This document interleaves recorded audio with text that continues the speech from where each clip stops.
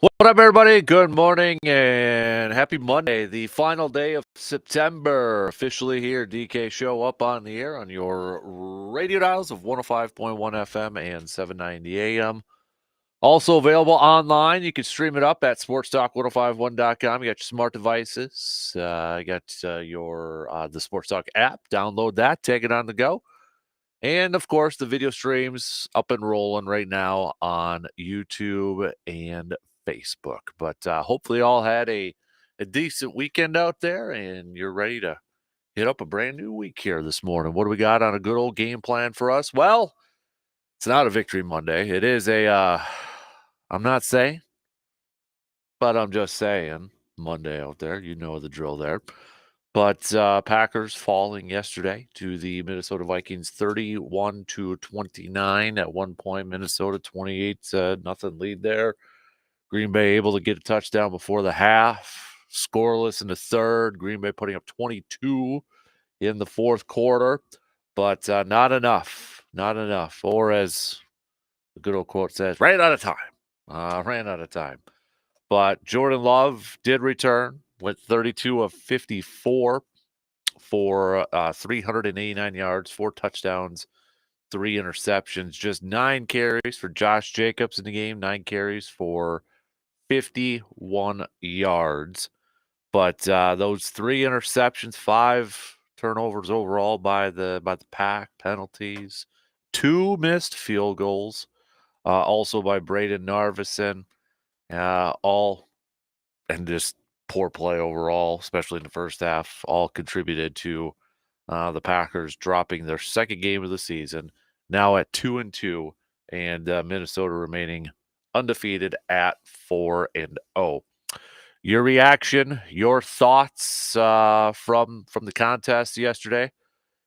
Well, you can start to hit us up with a quick text on that Shoe Doctors bullpen line, 715-830-1912.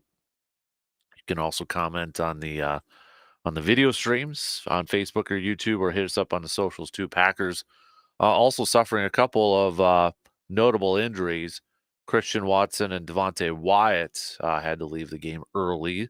Report saying Christian Watson high ankle sprain, so that could be out for a while. I'm sure you all probably remember the play. Dude got bent pretty hard there on one of those throws. And then Devontae Wyatt was reportedly seen leaving the locker room with his foot in a cast and crutches too. So 2 starters, two of the more important players on this team. Looks like they're going to be missing some time. The exact time is unknown at this point in time. Maybe we'll know a little bit more from Matt LaFleur when he chats with the media here later on today. But we'll talk a little green and gold as we wrap up this loss and kind of start to look ahead to a big game on the road against the Rams.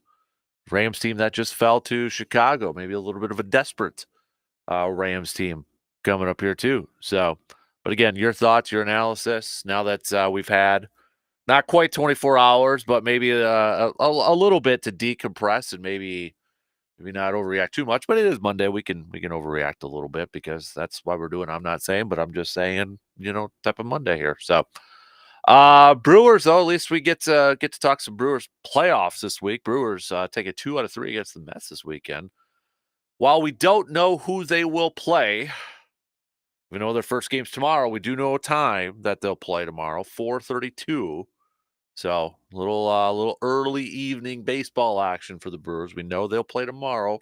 We know the game time, but we don't know who they will play yet. It depends on the results of the Braves and Mets doubleheader that'll be today. There's various amounts, but we do know it's between 2 teams that the Brewers will play. It'll either be the Mets or the Diamondbacks. So Braves not involved in this equation. Very easy breakdown from MLB.com. Essentially, the Braves just win one game in this thing. They'll clinch a spot and they'll be the 5th seed there. But if they get swept by the Mets today, then they're out of it. So essentially, if it's a sweep by either team, it'll be the Diamondbacks. Okay. basic one. If it's a sweep by either the Braves or the Mets, the Brewers will face the Diamondbacks tomorrow. If it's a split, it'll be the Mets that the Brewers will face, who they just faced today. So there you have it. That's kind of the situation we're at this point in time here for the Crew. So Mets, Diamondbacks. Prefer you one over the other, or doesn't really matter? Does it? To me, honestly, it don't matter. Just go out there and win the dang ball game. Win this series here. So, but Brewers finishing up their season with 93 wins. 93 wins. 93 and 69. Pat Murphy's first season as a manager for the Crew ends up with another Central Division championship and another appearance in the postseason. Maybe for some of you, you thought the Brewers would make the postseason, maybe as a wild card or maybe as a division winner. But I think it's fair to say that even if you thought they would make the postseason or you picked that they would make the postseason, predicted it, I think you got to be pleasantly surprised on how they went about it, right? I mean, to say Wade Miley early on in the season goes out, you had Robert Gasser for all the injuries to the pitching side. And to see how well Jackson Chourio played this season, to see the numbers that Willy Adames put up, to see, Christian Yelich have an all-star season in his first half and then out for the rest of the season, to see how they still did it, to overcome a lot of those obstacles. I think you still got to be impressed with how they went about it and won another division here with all of the injuries and superb play from youngsters like Jackson Chourio and other guys coming up from the pitching side and being big time contributors in this thing. So, but overall, I mean, I know the season's not over with. We want a long postseason. We want a long run through October here. But I mean, you got to give the Brewers high grades for the regular season, right? I know we usually kind of did fourth quarter or first quarter, second quarter, third quarter grades here.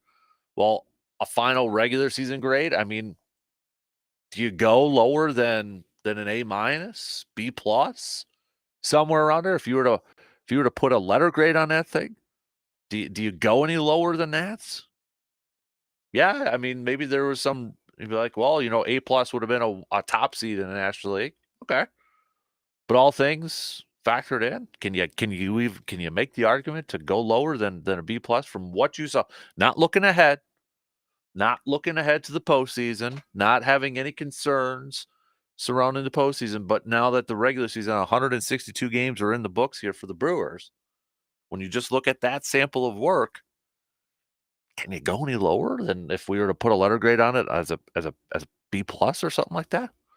I don't know, A minus, B plus. I don't think I could go any lower than that. So, but we'll talk some Brewers leading up to tomorrow's game one.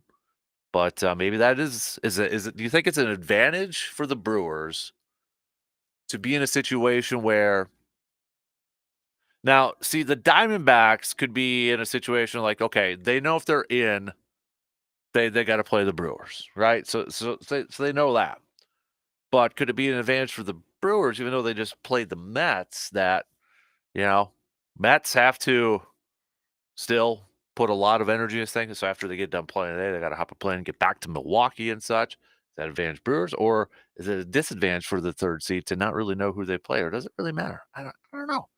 I think maybe kind of overthinking a little bit because it is baseball, but nah, who cares? I shouldn't say who cares, but just win the series. I want a deep run into the postseason this year. I just want that. So we'll throw that baseball talk in there. Badger football team. I mean, all getting a little excited on Saturday. Like, oh my goodness, could they actually pull this off? Could they pull off an upset at USC? Could they do it? No, they couldn't. They couldn't. Up 21-10 at the half, and they didn't score another point. USC goes and scores two touchdowns in the third and fourth quarter each 28 points in the second half, and ends up with a 38-21 victory. Braden Locke 13 of 26 for a touchdown and an interception. Walker leading the charge, 12 carries, 55 yards on the ground with 2 touchdowns. So Badgers now also at 2-2 on the season. They will take on Purdue back at Camp Randall this coming Saturday. So, but what a game between Alabama and Georgia on Saturday night. Holy moly. That's why they never say it's not over till it's over. But man, what a crazy final moments in that game. You missed out on it. Boy, you missed probably one that will be talked about for a while. I got to imagine for a while. So, but nonetheless, Badger kind of teased us a little bit there in that first half and couldn't get her done. So we'll throw a little college football talk into this as well. The weekend hangover. What were your highs? What were your lows? The best and worst from the weekend? You can also let us know by hitting us up with a text on that Shoe Doctors bullpen line at 715-830-1912. So also we'll do some local sports roundup. Justice Cleveland, sports director extraordinaire, will be joining us just past 7. So we'll recap some of the high school football action from Friday, other prep sports and such. So Justice will be joining us to break all that down coming up a little bit later on, sometime in the next hour. So, but we'll get things rolling here this morning. We'll chat some green and gold. All right, now that you've had a little time to decompress, maybe check the emotions here a little bit. Your analysis, your thoughts on the Packers' loss yesterday to the Vikings. Send me your I'm not saying, but I'm just saying. Fill in the blanks there.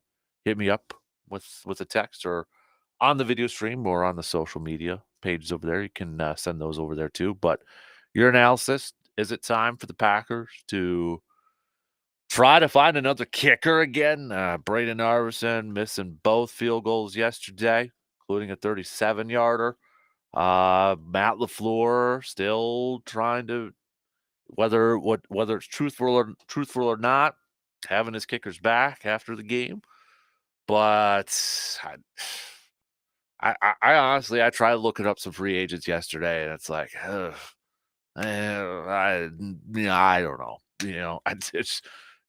It's not great. At least they nailed it. Their punter seems like Daniel Whalen's their best kicker right now. Is rough. Can he do field goals too? But man, but let me know. All right, what else stood out to you, or what else do you want to talk about here with the loss from yesterday? Let me know. Hit me up with those texts 715-830-1912. I got a few things that I want to hit up, so let's do that. We'll take our first break, and then we'll get things going here this morning on the leadoff on a Monday morning. Not a victory Monday, unfortunately, but we'll break it down and with an eye towards the future here. Quick break, and we'll get things rolling in just a few minutes.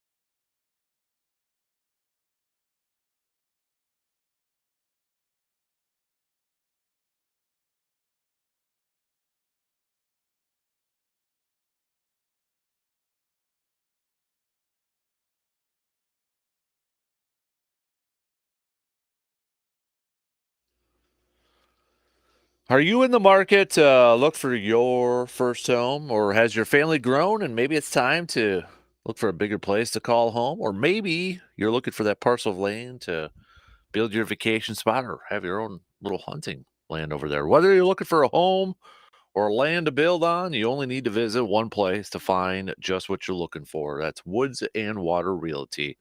The entire team at Woods and Water Realty is there to help you find that dream home of yours or that escape in the woods that you have been dreaming about. They will work with you to find just what you're looking for. So why wait any longer? Just visit woodsandwater.com today to get started. All right. Let's revisit it, as painful as it may be for some out there. Yesterday, Packers falling 31-29 to the Vikings. Vikings remain undefeated on season 4-0. Packers falling to 2-2 on the season. Jordan Love returned to the lineup yesterday. He ends up finishing 32 of 54, 389 yards, 4 touchdown passes, 3 interceptions. Did take 1 sack as well. So I don't want to go through all the stats and statistics. Essentially, I want to kind of focus on a few things that stood out to me a little bit. First, let's start off with Jordan Love and his return to the field. I think it's fair to say that he looked a little rusty to begin the game with. I thought Trent Green, who was on the broadcast, made a few good points too, saying, it looks like he maybe wasn't footwork was a little off, not necessarily driving and putting a lot of weights in his throws on that left knee, his injured left knee. You could tell from a lot of his throws they were pretty low, and he acknowledged it after the game that he made things a little difficult on his receivers there too with some of those low throws. But you know, and I thought he looked better as the game went along. Still some mistakes there. I mean, the throw to Dontavian Wicks in the end zone there. I get Wicks should be anticipating that throw or maybe even looking for it and such. But I mean, at that point in time, at that moment of the game, when you're trying to make that comeback there, it was like, ugh. But I think it's fair to say that Love wasn't like god awful. You could tell there was maybe a little bit of rust or, a guy that hasn't played in a couple weeks. And you hope that, all right, knocked off that rust, got to go out there and played with that knee injury. I'm sure there's some unknown factors for him, how it was gonna hold up and how it would feel and how he would, be able to play, in that game. But on the positive side, you're hoping, okay, moving forward, hopefully it'll get a little bit better. He'll get a little bit more comfortable. He'll understand a little bit more and kinda knock off that rust. I think today is gonna be an important day though too for Love's knee. After that full workload, he did acknowledge after the game yesterday too that, he's not 100% and, he could kind of feel it. He could feel it in his knee there. And we'll see how he feels today, in terms of like swelling and all that sort of stuff. But, Love's play though from Sunday, I think it's fair to say it was up and down. It was up and down. It started off pretty slow, started off pretty rusty. Mechanics were a little off, timing was a little off, anticipation maybe a little off. But hopefully that'll continue to get better the more he's out there on the field. Other things that kind of stood out to me. I mean, I think we got to look at the defense for Green Bay too. I mean, you want to talk about that first drive of Minnesota, and I know a lot of Packers fans are going through some what ifs. What if Isaiah McDuffie makes that interception? I get it. He's a linebacker and he's diving for it, but you got to come up with plays like that. I mean, later on in the game, Minnesota's linebacker came up with a big time pick, and it was a little bit harder. If you have an opportunity to make a big play and to create a turnover, if you're on defense, you got to take advantage of that. You absolutely have to take advantage of that, and he did it. And then it was kind of like a kick in the gonads after that, because what happens after that is Minnesota picks up a 3rd and long on a wide open, Jefferson, and then next play is a long touchdown pass. I don't know if it was like miscommunication within the secondary that didn't have Jair Alexander in the game, didn't have Carrington Valentine either. So you look at the depth of the corner, and you had Corey Ballantyne out there. I mean, what a kick in the gonads after not potentially coming away with an early turnover, and then what does Minnesota do? They capitalize on Green Bay's mistake. Like, okay, 2 big plays. 2 big plays after that. You get yourself in an early 7-0 hole. And then it was like Murphy's Law in the first half. Things that are gonna go wrong, I mean, when things are gonna go wrong, they're really gonna go wrong, right? It's like, okay, Green Bay's first offensive drive after that. But, they move down, and then you're thinking, "Okay, maybe gonna come on, there we go." And then you kind of get some wind out of your sails after a missed field goal. Minnesota goes down. What do? Capitalize. It's 14-0. It was just like, here we go. Here we go. But not limiting big plays on defense, not taking advantage of opportunities there to get some big plays, i.e. the interception and such, but then not taking care of the ball yourself on interception on the offense and such. I mean, everything that could go wrong felt like it went wrong in that first half. Murphy's Law for Green Bay. It was painful. I mean, it was a butt whooping to the next degree in that first half. Green Bay, yes, they shot themselves in the foot a lot, and they made a lot of mistakes themselves, which maybe is the positive side of things. If you want to look at a positive side of things, it's like, okay, Green Bay kind of, did a lot of that to themselves, but you have to give credit to Minnesota for capitalizing on it and taking advantage of it, especially on the first half there. They did it. They took advantage of that. They took advantage of the mistakes, and they took advantage of the poor play from Green Bay in the first half, and it allowed them to get up to a 20-0 victory. Credit to Green Bay to come out, especially, second half, fourth quarter, and claw their way back into that thing, to dig back into it. And then at one point, 28-22. Confidence, momentum is riding on Green Bay side, right? But again, what happens defensively? And this is a credit to Kevin O'Connell, play caller, head coach for Minnesota. A lot of teams may have just tried to, start off simple run, get the clock moving, and now he comes out throwing the football. I mean, he's just like, okay, enough of this. Going to put our own little dagger into this. They come out throwing the football. Minnesota goes down and ends up getting a field goal there. But that ending, it was almost reminded me of last year's home game against the Vikings when Green Bay lost, when Minnesota kept giving Green Bay opportunities to get back in the game or to win it, and then Green Bay would throw a pick or would do some stupid mistake. This game reminded me so much, especially towards the end in that fourth quarter of last year's home loss to Minnesota, where there were opportunities there. There were opportunities for the taking, and Green Bay didn't do it. They didn't take advantage of those opportunities. So, but back to the defensive side here, the pass rush. I mean, so Sam Darnold got sacked a couple times. Quay Walker, he got a sack. Keyshawn Nixon had that big sack that forced the fumble over there too. And I will say too, couple big plays. I don't want to say Green Bay didn't make any couple big plays or didn't take advantage of any couple big plays because, for one, the punt or the muffed punt, to be able to get that's a big play. Keyshawn Nixon's sack that resulted in a fumble, that's a big play. So I don't want to miss those because Green Bay did have a couple of big plays that they capitalized on. But I think you look at that. I know a lot of fans or a lot of people are kind of questioning the pass rush right now for Green Bay, and I'm just confused, I guess, is maybe the best way to put it with this, because you can make the case in the first 2 weeks of the season, it's like a little bit of a contained pass rush because you have two mobile quarterbacks, right?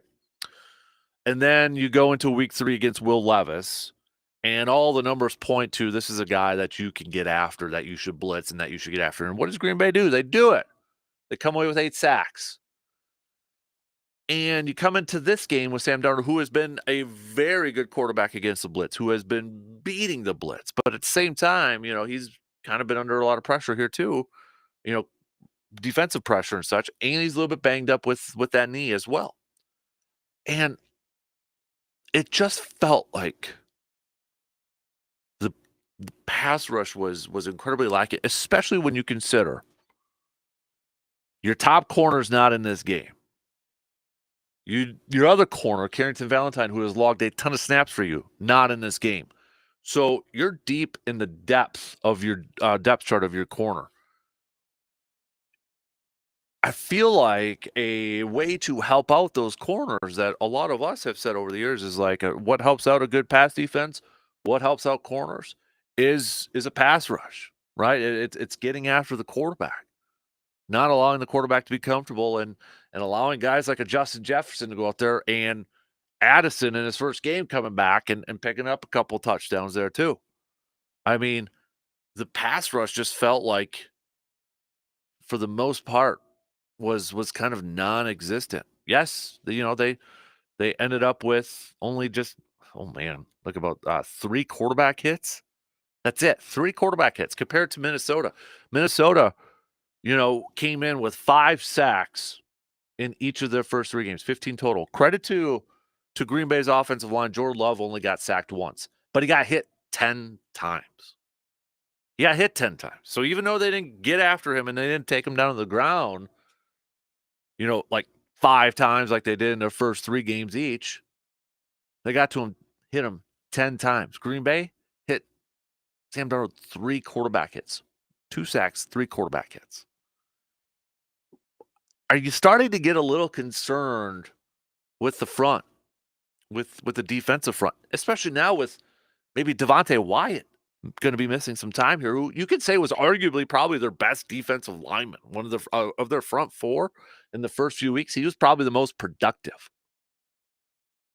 But I look at a guy like where's Rashawn Gary right now?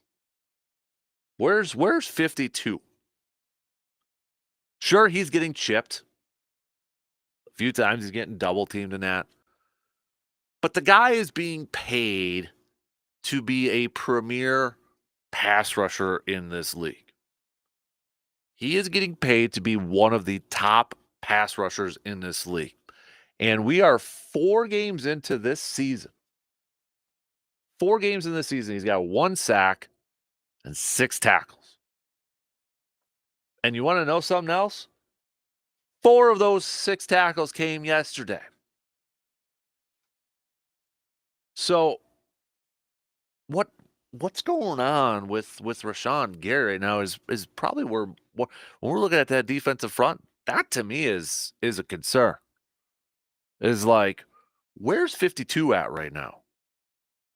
I mean, we talked about all offseason, the excitement surrounding, and I'm not ready to jump off the ship or bandwagon this defense and anything like that. But I mean, we pinpointed certain people that could really benefit from this style of defense. And, you heard all offseason, like we said, right before the Philadelphia game, the honeymoon's going to be over with. And I think it's clearly obvious that the honeymoon is over with for a lot of fans surrounding Jeff Hafley's defense here. But when I look at a guy like Rashawn Gary, and I look at the start of his season so far, it's like, dude, where's he at right now? I get it. He gets focus from a lot of, opposing offenses and linemen, and he gets chipped and all that sort of stuff. But the greats still find a way, right? The best in the game still find a way to make plays, to still affect games. And I think it's fair to say, and I think it's fair to question, what's going on with Rashawn Gary? Now, why the slow start? Why the quiet start? I mean, hopefully, now that we enter the second quarter of the season, we can get this thing going here and we can get it humming here a little bit. But I mean, when you got Sam Darnold, who's having a fantastic season, he goes 20 of 28. 20 of 28. And then, then you throw the 2 sacks in there too. Guy was able to pick apart that secondary that was banged up. Jefferson, 85. Jordan Addison, 72. Throwing Aaron Jones for 46 yards on 4 catches. Would have liked to have seen that pass rush go out there and help out that banged up second, and they couldn't do it. They couldn't do it. And then obviously, I think you look at the big question mark here is what's going on with the kicking situation. Braden Arvison missing 2 field goals in the game yesterday. And I know you kind of look at how the game ended and such, and that's an easy thing. You know, I always prescribe to the theory of like, okay, if he makes that, we don't know if everything else plays out the same way, but I understand it. I understand the narrative and such. Nonetheless, the bigger story is he missed 2 field goals. And you look at his season right now, he's hitting 69.2% of field goals, 100% in extra points, but 69.2%. That's 30th in the league right now. 30th. So I don't know what Green Bay is going to do with their kicking situation. I know Matt LaFleur was still trying, again, I don't know the real if this is what he truly believes, if this is just coach speak and having the back of his players and whatnot.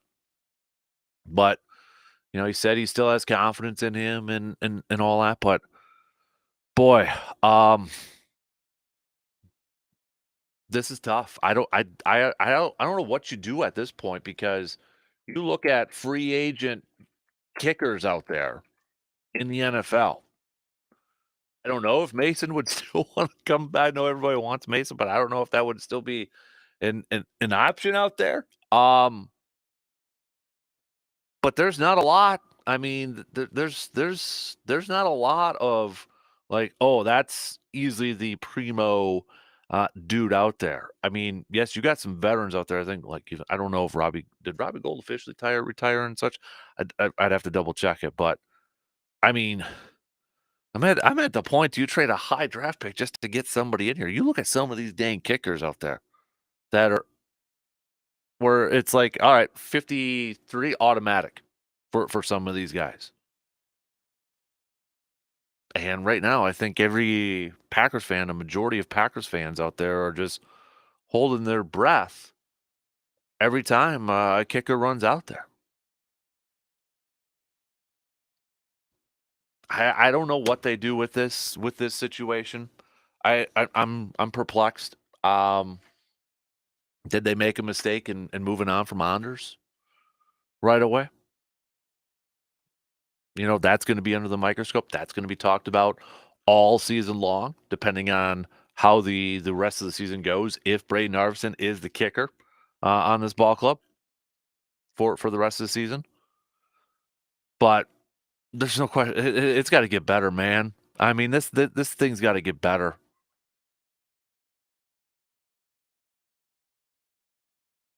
I just don't know where to go at this point. I don't know who they could potentially bring in. I mean, if you're Anders Carlson, do you even like? Let's put yourself in Anders Carlson's shoes. I think he's still a free agent right now. I'd have to double unless somebody pick him up would be see if I could find out here quick. But I mean, yeah, he's a free agent. So Green Bay picks up the phone. Do you even want to go back? And maybe it is because you don't even have a job right now and you just want to get back in the league and such. But I just, God, what is going on? And how much do you point at Rich Bisaccia? You bring in Rich Bisaccia, very, well-known special teams coach, been in the league for how many years? You spend a lot of money to bring him on your staff. And he's done some good things. I don't want to say he's been awful. He's done some good things. I mean, Keyshawn Nixon is returner, all pro. Daniel Whelan is looking like a fantastic punter in his second season on the job. But man, what's going on with the kicking situation right now? You can't leave points out on the field. You just can't. It's unacceptable. Especially when some of them are like that quote unquote gimmies, like a 37-yarder for crying out loud. I mean, come on. I get it. Once in a while it's going to happen, but and I would hate to be a kicker. I would hate to be a kicker just because my mental game would suck. If I missed one, it's like golf. If I miss or I have a bad shot, I'm done for that hole. It's like, God, then you put in a couple more and it's like, oh, great. But I'll ask you, Pat, I mean, how willing or how patient are you willing to be for Braden Arvison? It's a cool story. Yes, his wife's Wisconsin native and such, but you look at the results on the field. How willing or how patient are you willing to be when you're leaving points out on the field? So, I mean, those were just a few things that kind of stood out to me, in this game. Jordan Love, to kind of recap it, Jordan Love looked a little rusty, looked a little off, to begin. Thought he got better throughout the game and such. I also would like to know, and maybe I missed it, but there were stretches where Josh Jacobs wasn't on that field. And I get it, maybe trying to split some carries because, Josh Jacobs, you used him a lot in the first couple of weeks. But I mean, that's one of your best players out there. And guy was on the sidelines quite a bit, it seemed like yesterday. So not sure what that's about. I mean, if I can get 8 out there as much to help out, I think I'd rather have that. And then we talked about defensive pass rush. You looked at that and not capitalizing on some, potential big plays. They did a couple. I don't want to say they didn't do it all. That muffed punt and then, the Keyshawn Nixon sack that resulted in a fumble. I have no idea what a catch is anymore in the league again. I mean, with the reviews and then the one that they did let through was Xavier McKinney's 4th interception. I am so confused with what's a catch now. I shouldn't say now. I'm always confused, but I'm even more confused of what the heck is a catch in the National Football League these days. But missed opportunities, turnovers, felt like, yes, this was a game that Green Bay shot themselves in the foot a lot. And they missed a lot of plays. They left a lot on the field in a typical coach speak. You do have to give credit to Minnesota, especially in that first half, though, because they took advantage of that. They didn't allow Green Bay just to kind of hang around in that first half. They took advantage of it in that first half, and they put up a big number, 28. At one point, 28-0. If it's not for that muffed punt, it's probably 28-0 going into the half. Or, hell, maybe even more. Maybe it's 31-0 half. Who knows? So, if you want to look at it on the positive side of things, you look at this team and you look at how they clawed their way back, made it a game at the end there, made it close. Love looked off, looked a little rusty. You would expect that to get better. So that's the positive side of things. But I think going forward, some of the things that maybe concern at least me the most is the kicking game, but also the inconsistency with up front, with the defensive front, with those pass rushers, with that defensive line, the inconsistency up there. And then maybe you're kind of looking at the depth of corner. I hope Jair's not out too long. I don't know if Jair would have made all the difference in the world in the game yesterday, but could his presence and could his play have made the difference on a few plays that could have affected the game? Absolutely, it could have. It absolutely could have. So overall, it was just like it was a frustrating game. It was kind of a downer game, especially in the first half. Then they get back into it. But then, when they're in it, when they make that comeback and not able to capitalize on 2 drives, you have the Tucker Kraft fumble, and then you have, the pick by Jordan Love. It's like championship teams take advantage of those moments. When you make that comeback and then you get the ball and then you're ready to make a couple drives there, you got to take it. You can't turn the ball over in those situations. Can't. You just can't. And hopefully this will be something that they can grow and learn upon too. So, all right, your thoughts. You can hit us up 715-830-1912 on that Shoe Doctors bullpen line there. We'll take a quick break and we'll be back in just a few short minutes.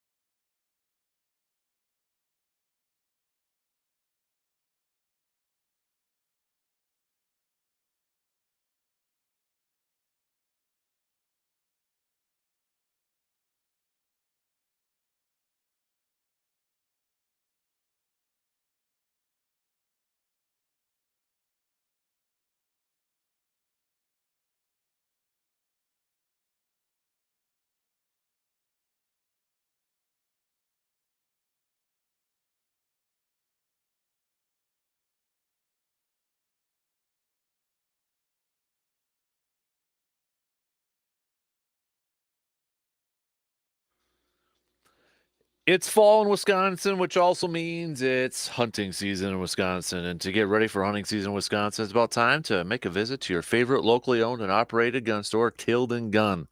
Need a new deer rifle? Looking for you or someone else's first deer rifle? Or maybe you just want a new one just because. If you answered yes to all those, and even if you didn't, go give Sean and Hunter at Tilden Gun a visit. The biggest and best variety and the best prices in the Chippewa Valley. Tilden Gun will help you find the deer rifle you're looking for to help you succeed in the outdoors. You have a specific model and brand in mind. With the awesome customer service you get at Tilden Gun, they will help you find just what you're looking for. They're not going to be a pushy salesperson and try to convince you to buy something you don't want. But if you're looking for advice or help, they're there to lend you a hand. So stop by their shop at 12427 90th Avenue in Chippewa Falls or visit their website at tildengun.com. Welcome to hunting season, Wisconsin. On behalf of Tilden Gun, be safe, best of luck, and have fun in the great outdoors. And don't forget, we've got that Ultimate Wisconsin Outdoorsman Quest/Challenge going on. More details at our website, sportstalk1051.com. Adults and youth checklist over there. Everything from hunting, fishing, hiking, camping, you name it. We want to see who gets crowned as the ultimate Wisconsin outdoorsman. I was looking at another thing I wanted, a few of you have mentioned two penalties. Right now, Green Bay, if this is right, according to the football database, Green Bay's tied for the third most penalized team in the league. Houston's at 40, Baltimore's at 39. Then Green Bay and Cleveland sitting there at 34. Where are they trying to see? Yeah, the most right now looks like, because they break it down by category. They got 9 offensive holding penalties. That's tops in the league.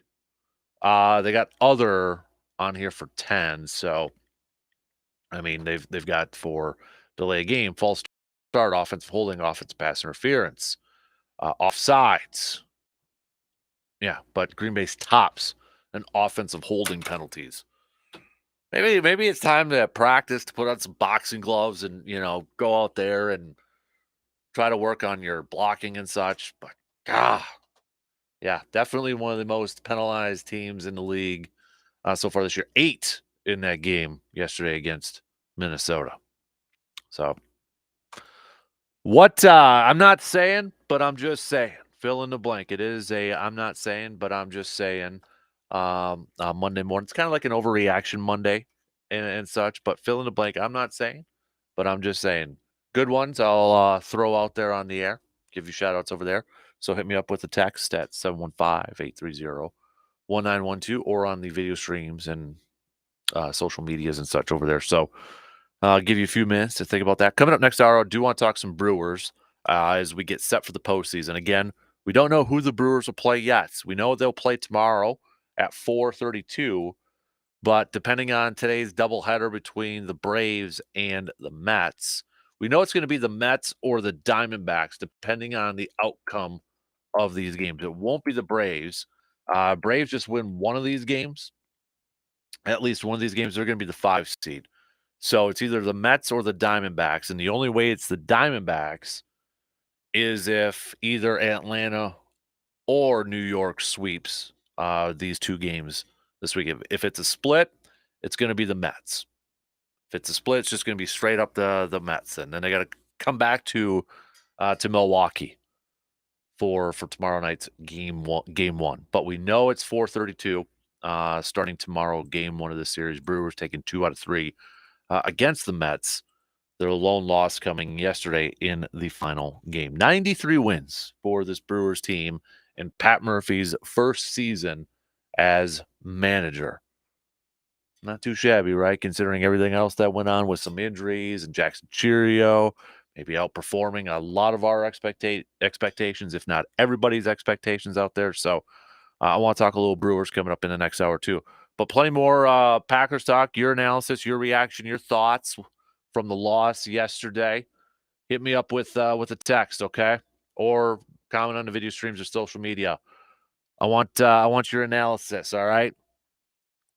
We got a local sports roundup also coming up next hour with Justice Cleveland. So stick around. We'll be back after these news updates.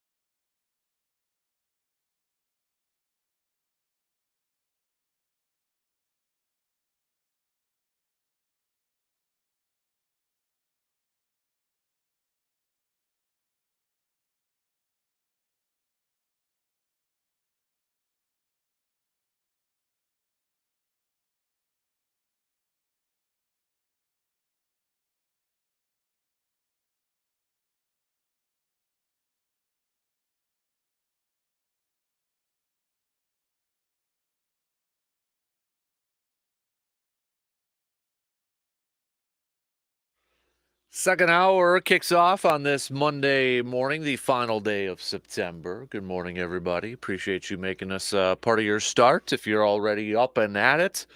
We got a busy second hour coming up here. We're going to talk some Brewers as they'll start their postseason tomorrow. We don't know who yet. We know what time they'll play, 4:32. It's a mystery. It's a mystery, but we know it's either going to be the Diamondbacks or the Mets.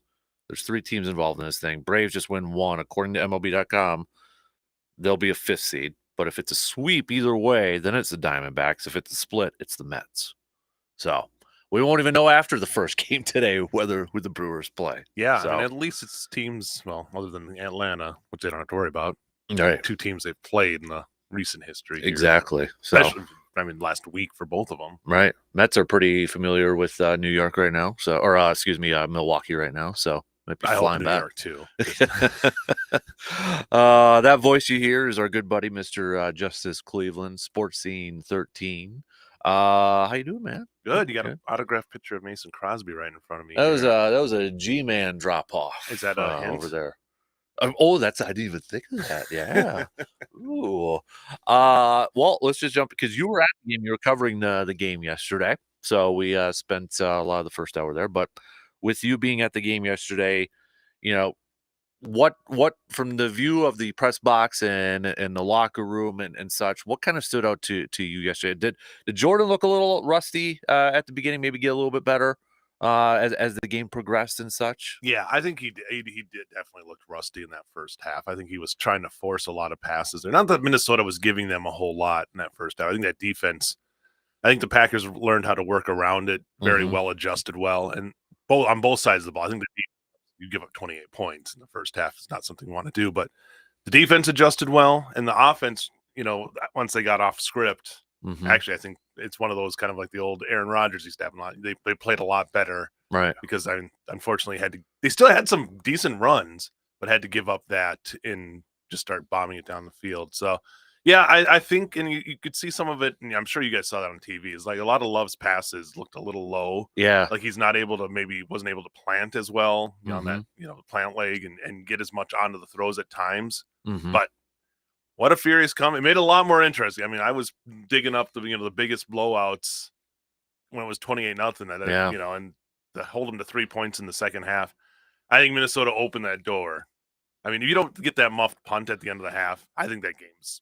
Yeah, because it's either 28-0 or if they go down 31-0 at the half or something like that. So I mean, to me, that if you're O'Connell, that had to have been the one that just hurt because you just let that punt go. Right.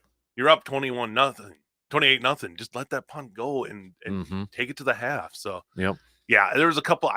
The decision not to kick the field goal too late in the game for O'Connell, I think still left the door open. Right. Like you go up 2 scores, like 2 touchdowns. They make the Packers have to score 2 touchdowns. Right. Kick the field goal. Not just give them a chance. I mean, granted, they didn't get the onside kick, but you still left that door, as small as it was, open. So I know you have confidence in your offense. Everybody's going to say they have confidence in their offense to get a yard. Kick the field goal. Right. That's probably. I'm speaking for the Vikings fans out there who are probably like, let's kick the field goal. Right. I mean, I think everybody in the world kind of knew too. They were really trying to get Aaron Jones that touchdown. Oh, you could feel that. Yeah. I mean, even there, it's like they really want Aaron Jones to get that touchdown here, but it's not worth sacrificing. If they lose that game, how bad that looks when they won. So in hindsight, it looks fine. Exactly. The other thing that kind of, I mean, there was a few things here, but the pass rush from Green Bay, you only had a couple sacks. They only had 3 quarterback hits. It's been so weird for me these first few weeks of the season because the first 2 weeks you could say contain rush. You got mobile quarterbacks, right? You're not going to be aggressive. They were aggressive last week when the number said you're supposed to be aggressive towards Will Levis. Sam Darnold has beaten, I mean, he's annihilated the blitz so far this year, but he was a little bit banged up. But with with your secondary with no Jair and no Carrington Valentine, it felt like the pass rush really wasn't helping out that secondary, at least in the first half. No, and I credit Darnold too. He's got really good timing. It actually reminded me as I'm watching, it was like the way Kirk Cousins kind of picked apart the Packers last year before he got injured. In that game, like he's not going for the big shots. He's taken those little things that they're leaving open, Mm-hmm. and he's able to find them. And really, like the reads you could see from Darnold, especially in that first half, were excellent. Mm-hmm. And the defense couldn't get to him, and he knew when to step up when he needed to. Mm-hmm. And they had the running game going too. Right. I mean, they had everything really clicking in that first half. The defense just didn't have an answer. And yeah, I think the cornerbacks not having Jair out there, you could see it. I mean, Addison's first touchdown. Yeah. That's blown coverage to I mean, there's no one. That first drive was kind of a kick in the gonads, wasn't it? Yeah. I mean, McDuffie dropping the pick. Yeah. And then third and long and converting that, and then a long touchdown after that. Yeah. It was a game of like what ifs, it felt like, for a lot of that. Yeah, I mean, it really was, because I mean, yeah, they had what 11 first downs in the first quarter, basically, of that game. I mean, they were just moving the ball and finding those. You get to third down, you couldn't get off the field. Yeah. So I really was impressed by the way Minnesota came out in that game. Yeah, they looked like a championship team. Now, granted that though, I still think they left the door open. The mistakes they made, they got lucky. Because obviously 2 field goal kicks that could have went in. I don't want to put this all on Narveson, because there was plenty of other things that happened in that game that. Those kicks obviously loom large in the grand scheme of things. Throw how many 4 interceptions? Yeah. 3 interceptions. 3 interceptions, yeah, excuse me. 3. But then the fumble from Tucker Kraft. So you can't turn the ball over 4 times like that. Well, it reminded me, you brought up the game last year at Lambeau.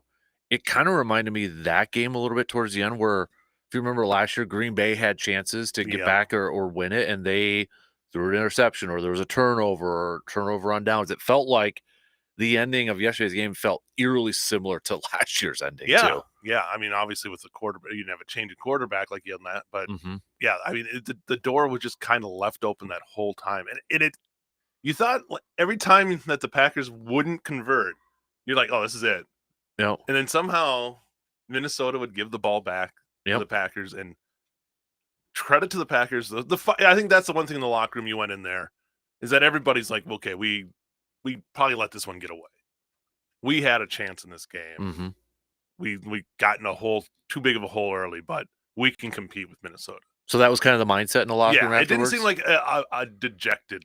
I think Narveson would have been the only one who was, you could physically look at him and say, this is a guy who's probably knows he's got a chance to get cut this week. Yeah.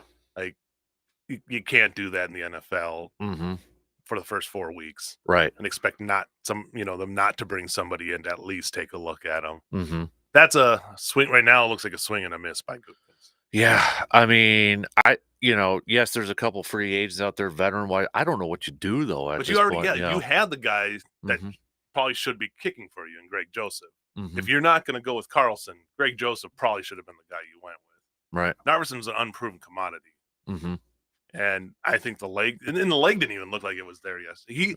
Those kicks, just from watching him live, the first one, it's like he went on kicked under it. Yeah. Like when you get with a golf ball, it really looked like he dug in under, and it had so much spin that it's like this. I don't know what he's trying to do. And I think he did the same thing with the other kick.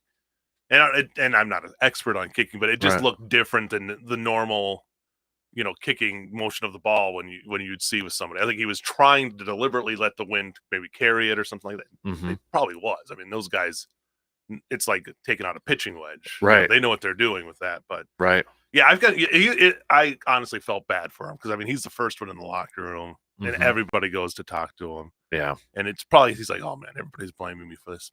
Fans might be. I don't, because again, so many different opportunities. He's not the one who gave up 28 points in the first half. He -6. There's still 22 points to account for then, if you're doing the math on that. So again, a tough situation. But the thing is, you hate with that is that those other weeks you're like, okay, well, this hasn't really affected us. When is it going to affect us in a game? And to me, this is where it came into effect in the game. Right. I mean, Packers' first drive, to after giving up 7 to miss kind of a chip shot field goal too, which was 37, was like, oh crap. Yeah, it wasn't a 50, 60, 60 yarders now. Right. I mean, that's but yeah, it was what, 43. Yeah, it was. But those are the ones that Carlson was having issues with too. Right. It's weird, like the mid-range ones. It's like NBA. The mid-range just doesn't exist anymore. Oh, and it's kind of like I almost compare it to like pitchers in baseball. Everybody wants the guy that throws hard, Yeah. but where's the accuracy on a lot of those pitches too? It's Yeah. like that with kicking. It's like, okay, you got guys that can hit 65, 64, but where's the accuracy from like the 40 to 49, which is maybe the majority Right. of where your kicks are going to come from. And I know he said like after the game, he's like, yeah, I missed him by probably a total of a foot. But he took full count. I Mhm. give him a lot of credit. He stood up there and didn't pass any, there was the hold was Mhm. wrong on anything like Right. that. It was full accountability. I'm not doing my job. And I heard Kevin Harlan on a broadcast that said too, I don't know if this was talked about from Europe, but he said that he was struggling in pregame to Oh, make a really? lot of See, I didn't- kicks.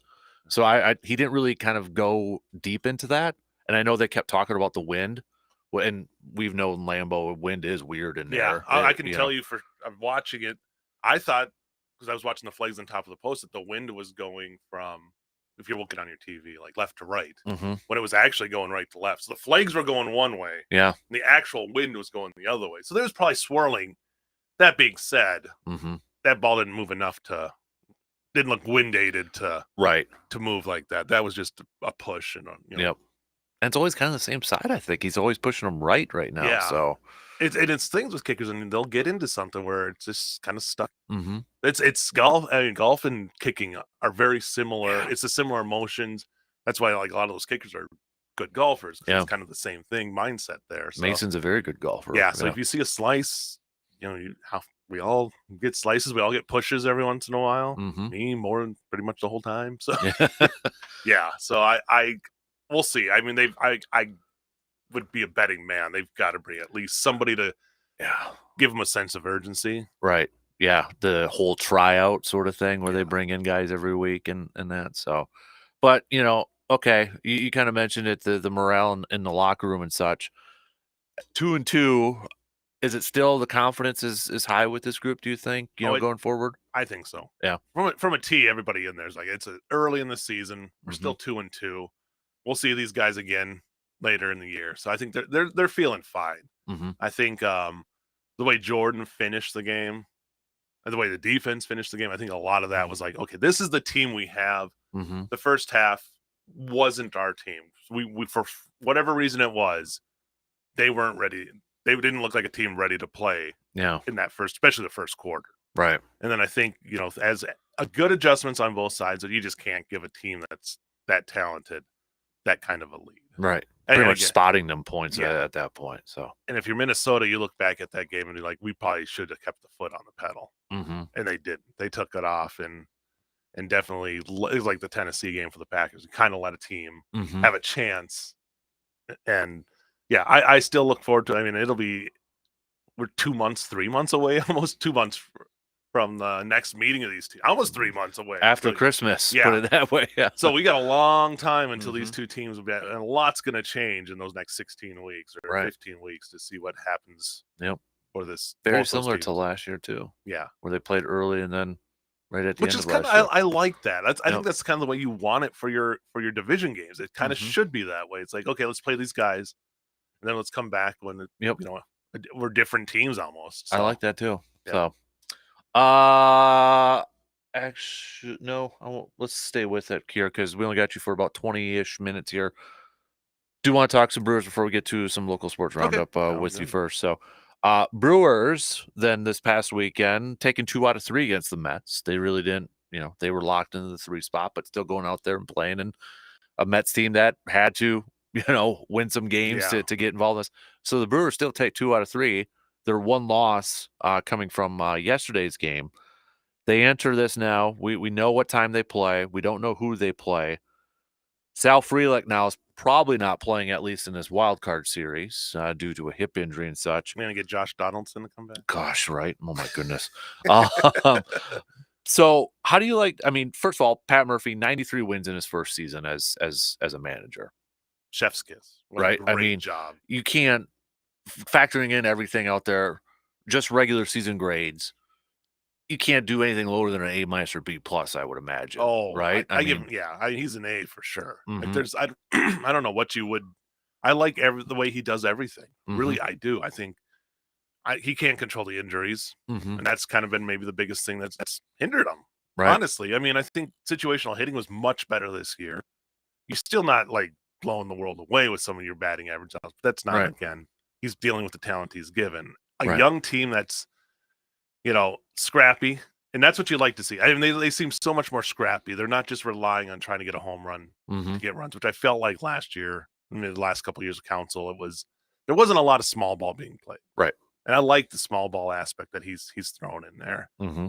So I going into it, I think there's a lot of cautious optimism by everybody because it's just you look at these other teams, but especially once you get to like the LAs and stuff, the Mhm. build of those teams compared to the Brewers. Right.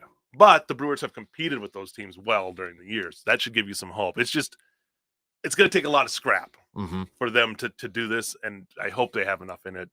It's because it's going to be a tough road. Yeah. You're going to earn that trip if you get to the World Series. They're definitely going to have Mhm. a big road to go through. If they win this series, whoever they play, they would have to go to Philly. Right. Philly over there, who they just recently played here too. So I mean, Brewers, by all accounts, if they, in these next couple series, will be going up against teams that they faced within these last couple weeks. Yeah, it's few kind of weeks here. crazy how it worked out the schedule-wise for them, Right. that they had like kind of little previews and got a good fresh scouting report for Mm-hmm. a lot of those guys. So in a way that works out for them. It works out same way for the Right. other teams too. Yep. But yeah, I mean, if they end up playing the Mets and they come right back to town, Mhm. it's got to be an advantage.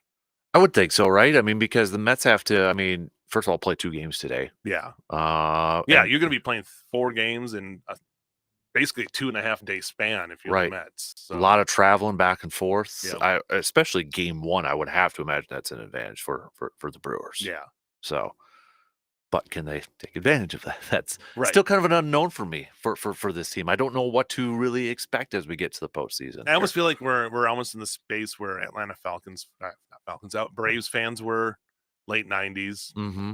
2000, where your team keeps making the playoffs, but when you don't make it to the World Series, it's hard to have that huge optimism Right. when they're in the play. But again, they're making the play, and this is some unheard of in Brewers history Right. to have this run that they've had. So there's a chance, Mm-hmm. and I hope.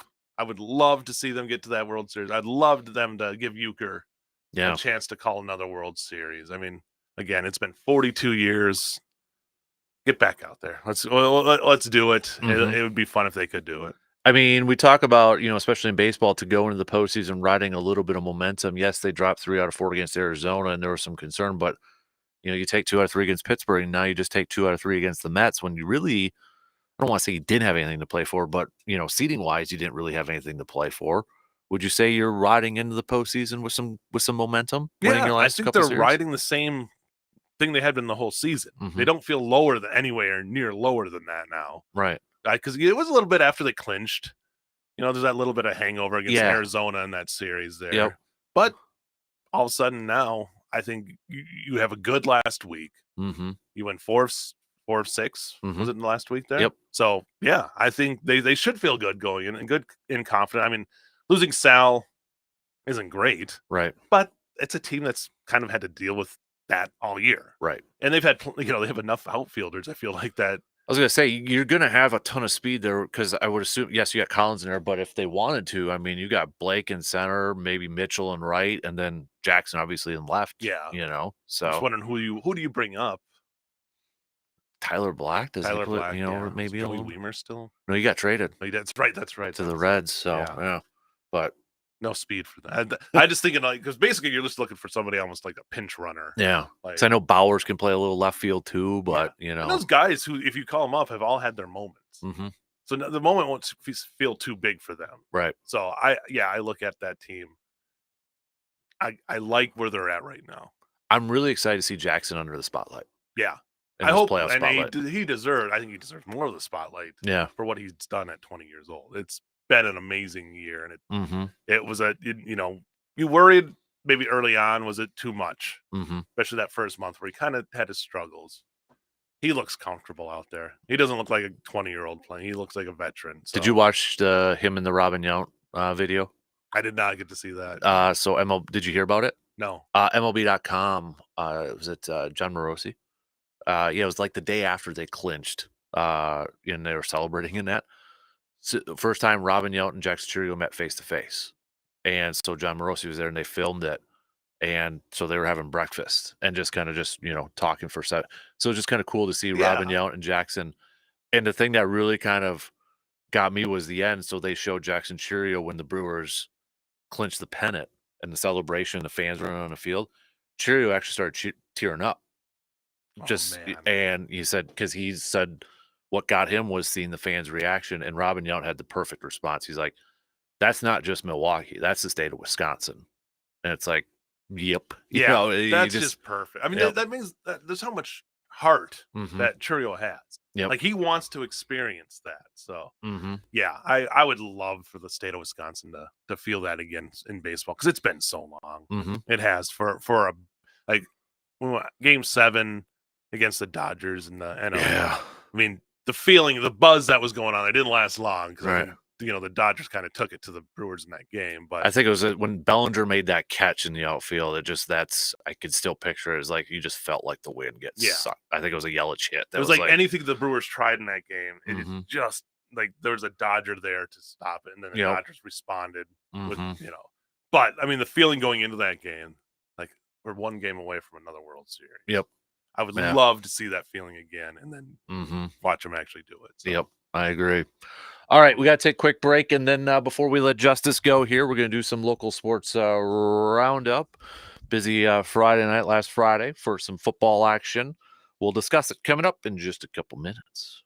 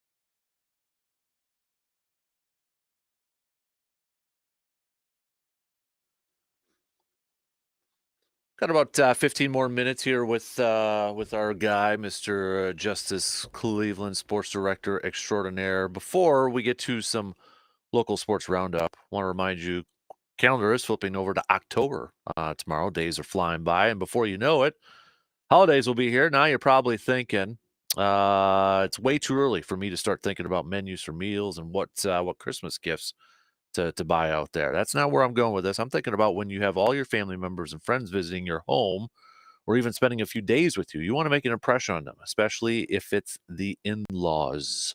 So why not make that lasting impression by updating that floor in your home? There's just something about a new carpet or new vinyl planks that make a home stand out from the rest. And chances are there's probably a space in your home right now where it's been forever, or maybe even never, where that floor hasn't been replaced.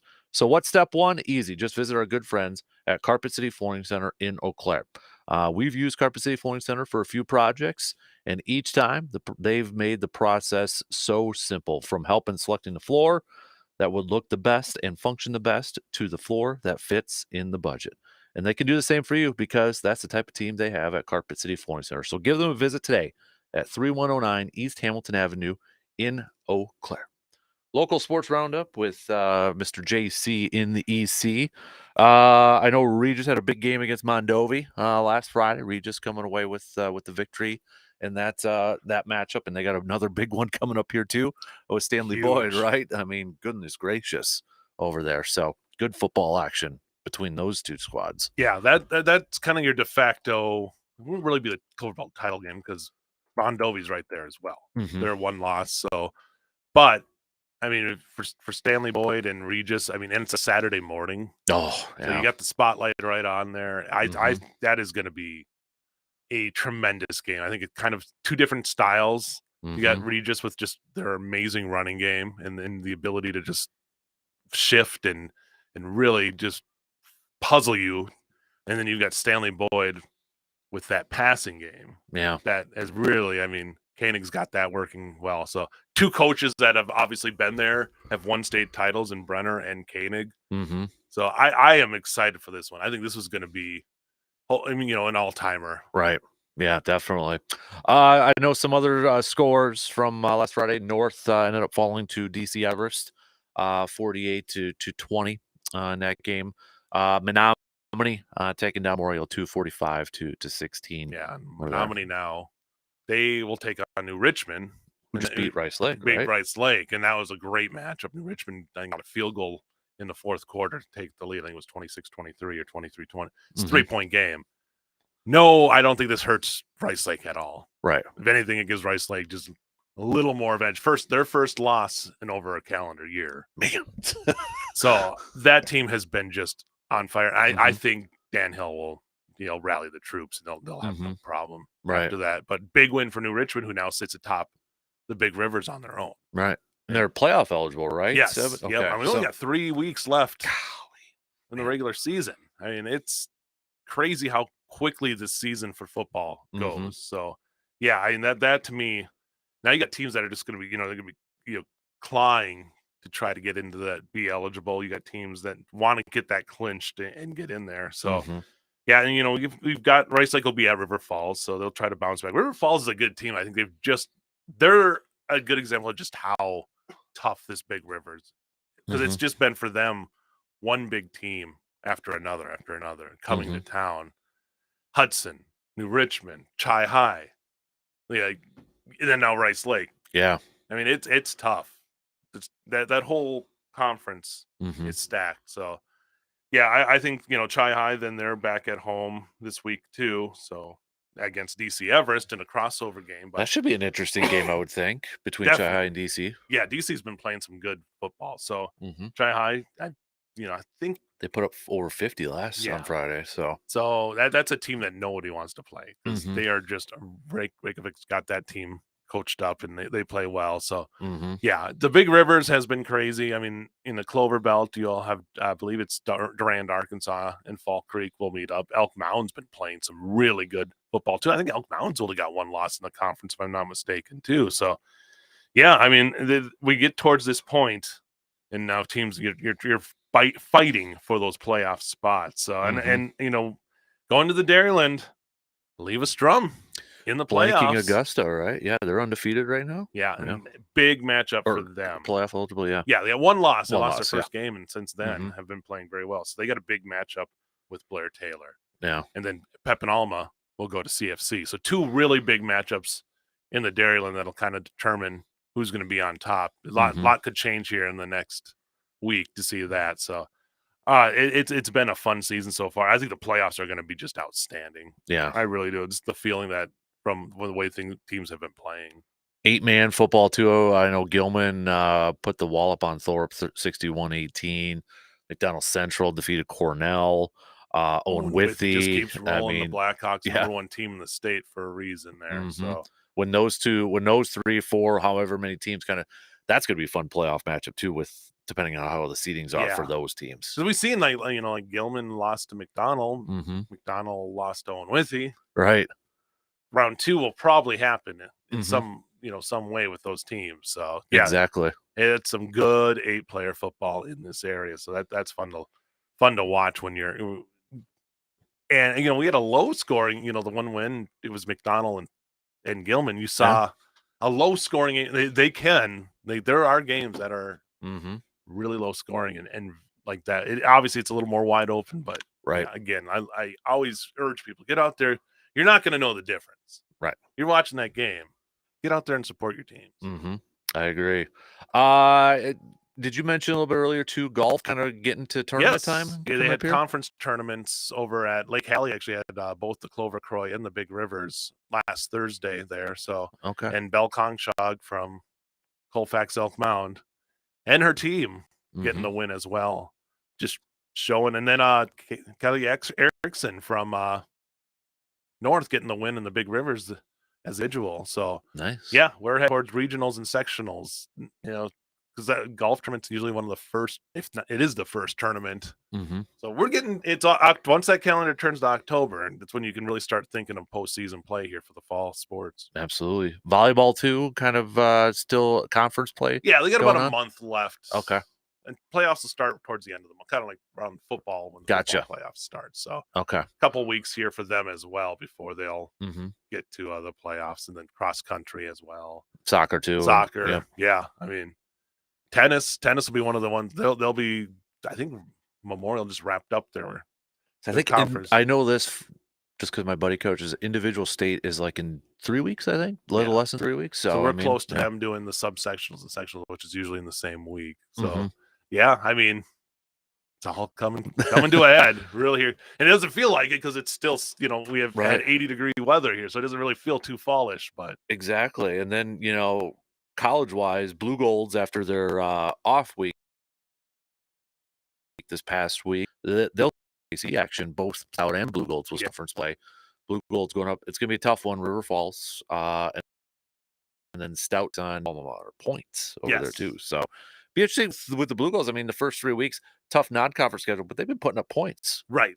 So And that's gonna be fun to watch. Yeah, I think that obviously that tough non-conference schedule is going to help them. That's why you do it. That's why you play Mhm. that tough, because the WIAC is the class of Division 3. Right.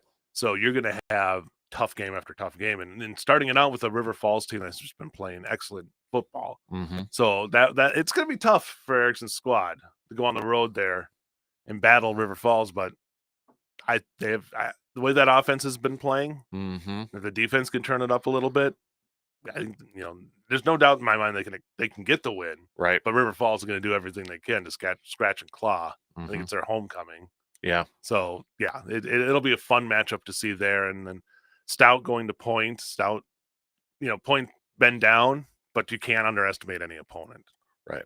And Stout Clay won't have that team underestimating them. And then Mhm. Lacrosse takes on Platteville, and Lacrosse, beating 2 Division 2 teams. Like they played basically a Division 2 non-conference. It looks like they wanted to join the GLIAC up there, playing Northern Michigan and Grand Valley State. So Man. yeah, they're that team right now. I mean, if I had to pick a team that's probably going to win the conference, I think Lacrosse right now, Mhm. to me, is going to battle for that conference title.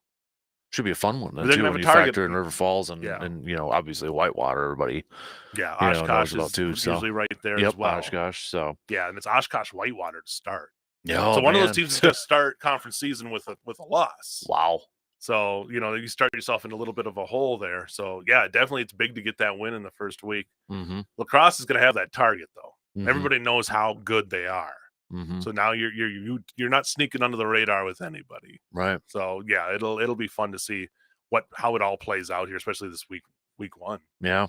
I know just to kind of wrap it up here, Blue Gold Volleyball, they were down in Kentucky and they had to adjust because of the weather down there, but they got a pair of sweeps down there too. So I know men's soccer continues to roll. They picked up a win over Augsburg. Was it just a couple days ago, I believe, Yep. too? So Hard fought game. I think it was Mhm. 3-1 was the final. Yeah. A ton of shots off at the Augsburg goalie just Mm-hmm. kept getting them away, but you got the win. That's the thing. You didn't have one of those games where you have a hot goalie and you can't get anything in, but they managed to squeak it out. Right. And then men's golf, I think today they wrap up the Stout Invitational over there too. So Is that at Whitetail or is that in Highlands. Highlands? That's right. Highlands. Okay. Yeah, Highlands. So and that's a team too. Last year they finished off on a hot streak.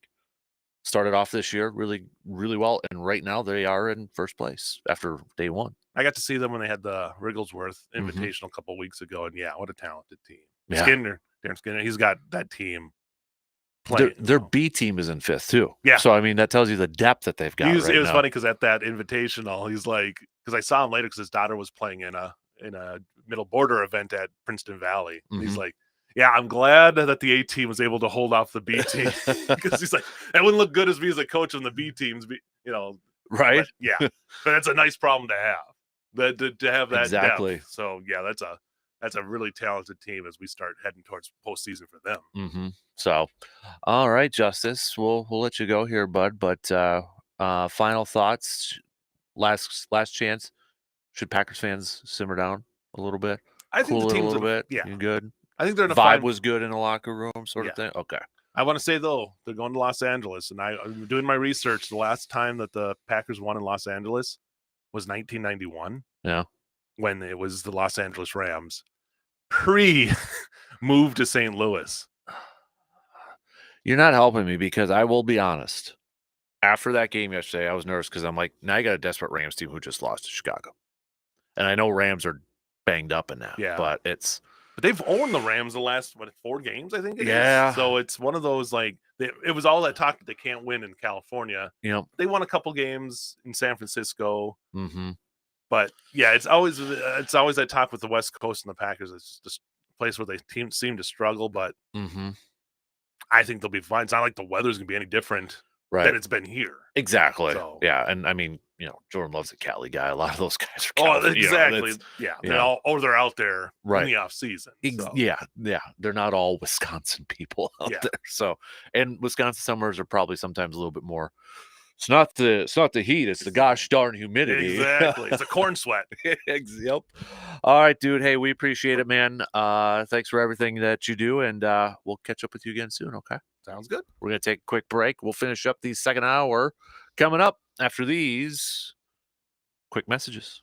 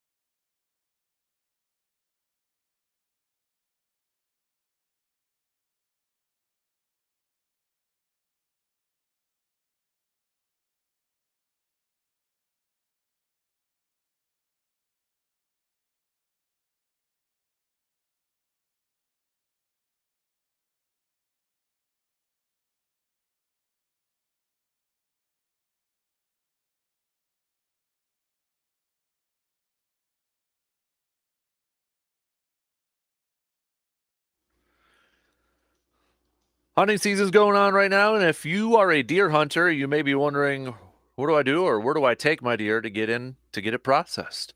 Don't stress yourself out. Mike's Star Market is the go-to, the premier place in the Chippewa Valley for your deer processing needs. Just visit Mike's Star Market at 2238 Heimstead Road to learn more about their deer processing, or you can also check out their Facebook page to see their pricing and options of different meats to get made. Deer hunting is a long-standing tradition here in Wisconsin, and with Mike Star Market, they know that tradition. They understand that tradition because they are deliberately old-fashioned to assure quality and affordability. Let's get some more. I'm not saying, but I'm just saying. Fill in the blank. All right, Chad. Chad from Bloomer saying, I'm not saying. I'm just saying. Dontavian Wicks' second year is starting to feel like Devontae Adams' second year. I've seen a few people kind of noting that too. I've seen that. I've seen a few people note that too, and I get that too. If anybody's wondering, what do you mean by second? Kind of some drop passes, and then he makes some good plays here, a little up and down sort of thing. So, and Dontavian was a guy that has been compared to Devontae in aspects of like route running and getting out of his breaks and that sort of thing. So, yeah, I saw that a little bit more on social media yesterday too. So that's a good one. That's a good one over there. Let's go to the Facebook to get a couple more here. See what I'm saying? I'm not saying we need a new kicker. I'm just saying maybe Carlson wasn't that bad. What else do we got over here? Was that it? I think so. I think that was it. Yeah. Looking for more. I'm not saying, but I'm just saying. Some other comments. John saying, love coming back rusty with all the low throws. We need a kicker for sure. Missing Alexander hurt us as well. Brian said, way too many turnovers and bad penalties in our field goal kicker. Is absolutely pathetic. We definitely need a new kicker because if he makes those two kicks, we would win a game. I knew Jordan would be rusty, and I think they should have held him out for another week. I think they rushed him back too soon, and the drop passes. Wow. They need to play all four quarters, says Jason, on both sides of the ball, and also figure out their kicker situation. Jeff saying discipline. Enough said. Josh said, unfortunately, the Vikings might be that good. What else do we got here? Terry said everything is fine. Long season, much will happen in the next 13 games, but we need a game changer at kickers. So those were just a few comments on the let me know, hit me up. Preston on the video stream also said time to start going for two every single time. Yeah, not a lot of love right now for Braden Narveson from Packers fans out there. Still, at least vocally, has the backing of his head coach Matt LaFleur. Whether that's all in the up and up, or if that's just coach speak in front of the media and such, we really don't know what the inner talk is in 1265 Lombardi Avenue. I'd be shocked and a little dismayed if they didn't bring in any kickers this week to work out. We get that during the week. If you got like Twitter or the X, you'll see reporters saying, well, Packers brought in this guy, this guy, this guy, this guy, this guy for workouts. And a lot of them, we don't even know who the heck they are. Sometimes we may know who they, I remember that guy for that 1 minute that he spent over there, or I remember him in college. A lot of times we don't know who they are. And a lot of them, even some of the guys they bring in for workouts, we don't even hear about, we don't even know about. So, but I'd be shocked if they at least didn't bring in some kickers to work them out this week. But again, it's like, okay, they bring those guys in. Let's say they make a move by, okay, this guy did really good as tryout. We're going to have him now. It's different from kicking in like the Don Hudson Center or outside on Nitschke or Clark Hinkle Field. and then going into an actual NFL stadium, whether it's at Los Angeles or Lambeau Field or whatever, and kicking in that environment. So regardless of who they bring in, I'm gonna be nervous for a while here. But I honestly don't know what they're going to do at that kicking spot. I have no idea. No idea what the plan is or what they're gonna do. So but the rest of your thoughts, if you want to chime in on what you saw from the game yesterday, you can do so. All right, hit me up. What's on your mind? Your analysis, your thoughts, your reaction. All right, or if you want to chat a little Brewers here too. We know the Brewers will play tomorrow, a little past 4:30. Just don't know who. We don't know who they will play yet. That all depends on the outcome of the Mets and the Braves doubleheader today. We do know it's not going to be the Braves. The Brewers won't face the Braves. This is according to MLB.com's doubleheader clinch scenarios. So essentially, if it's a split, if it's a split between the Braves and the Mets today, the Brewers will play the Mets. If either Atlanta or the Mets sweep today's doubleheader, then the Brewers will play the Diamondbacks. So the only way the Diamondbacks get in is they need either the Atlanta or New York to sweep. If either one of those is a split, it'll be the Mets that get in. The only way the Braves don't get into the postseason is if the Mets sweep today. So that's kind of where we're at now. It's a little bit of a waiting game to see where everything's at. So if you're wondering game times for today, if you're going to do a little scoreboard watching and maybe try to figure out who the Brewers will play tomorrow, those games first one will start at 12:10, and the next one at 3:40. So Tyler McGill will get start for the Mets in game 1. Luis Severino will get to start for the Mets in game 2. We do know some of the matchups for tomorrow's postseason. The Tigers will be visiting Houston. That game is going to be at 1:30. And then Kansas City is going to be taking on Baltimore. That game is going to be at 3 o'clock. Corbin Burns is going to get start for Baltimore. And then, the Brewers win at 4:30. Padres, they're awaiting the winner too. That game will be at 7:30. So, all right, just a couple more minutes before the top. Let's get Steve from Eau Claire, as disgusted as I was at halftime. We should be proud of our boys for the way they hung in there and almost pulled it off yesterday. Few too many mistakes in the end, but we managed to stick with a team that might be playing the best football in the league right now, as much as it pains me to say that.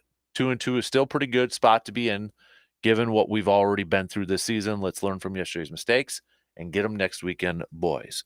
It's kind of the question that maybe I want to throw out there. It probably not going to phrase it correctly, but it's like, do you take a little bit of confidence or some positivity away from the fact that, Green Bay had 5 turnovers, 4 or 5 turnovers, and those penalties, and then missed field goals, and they were that close? Do you take that as a positive? Or, on the flip side though too, it's like, but why have that many, turnovers or missed field goals? You shouldn't be doing that either. I mean, that's just bad football. So I get it from both sides here. So I feel like maybe a little bit split. We'll deep dive into this more coming up because, well, that's the end of hour 2. We'll be back after these quick news updates.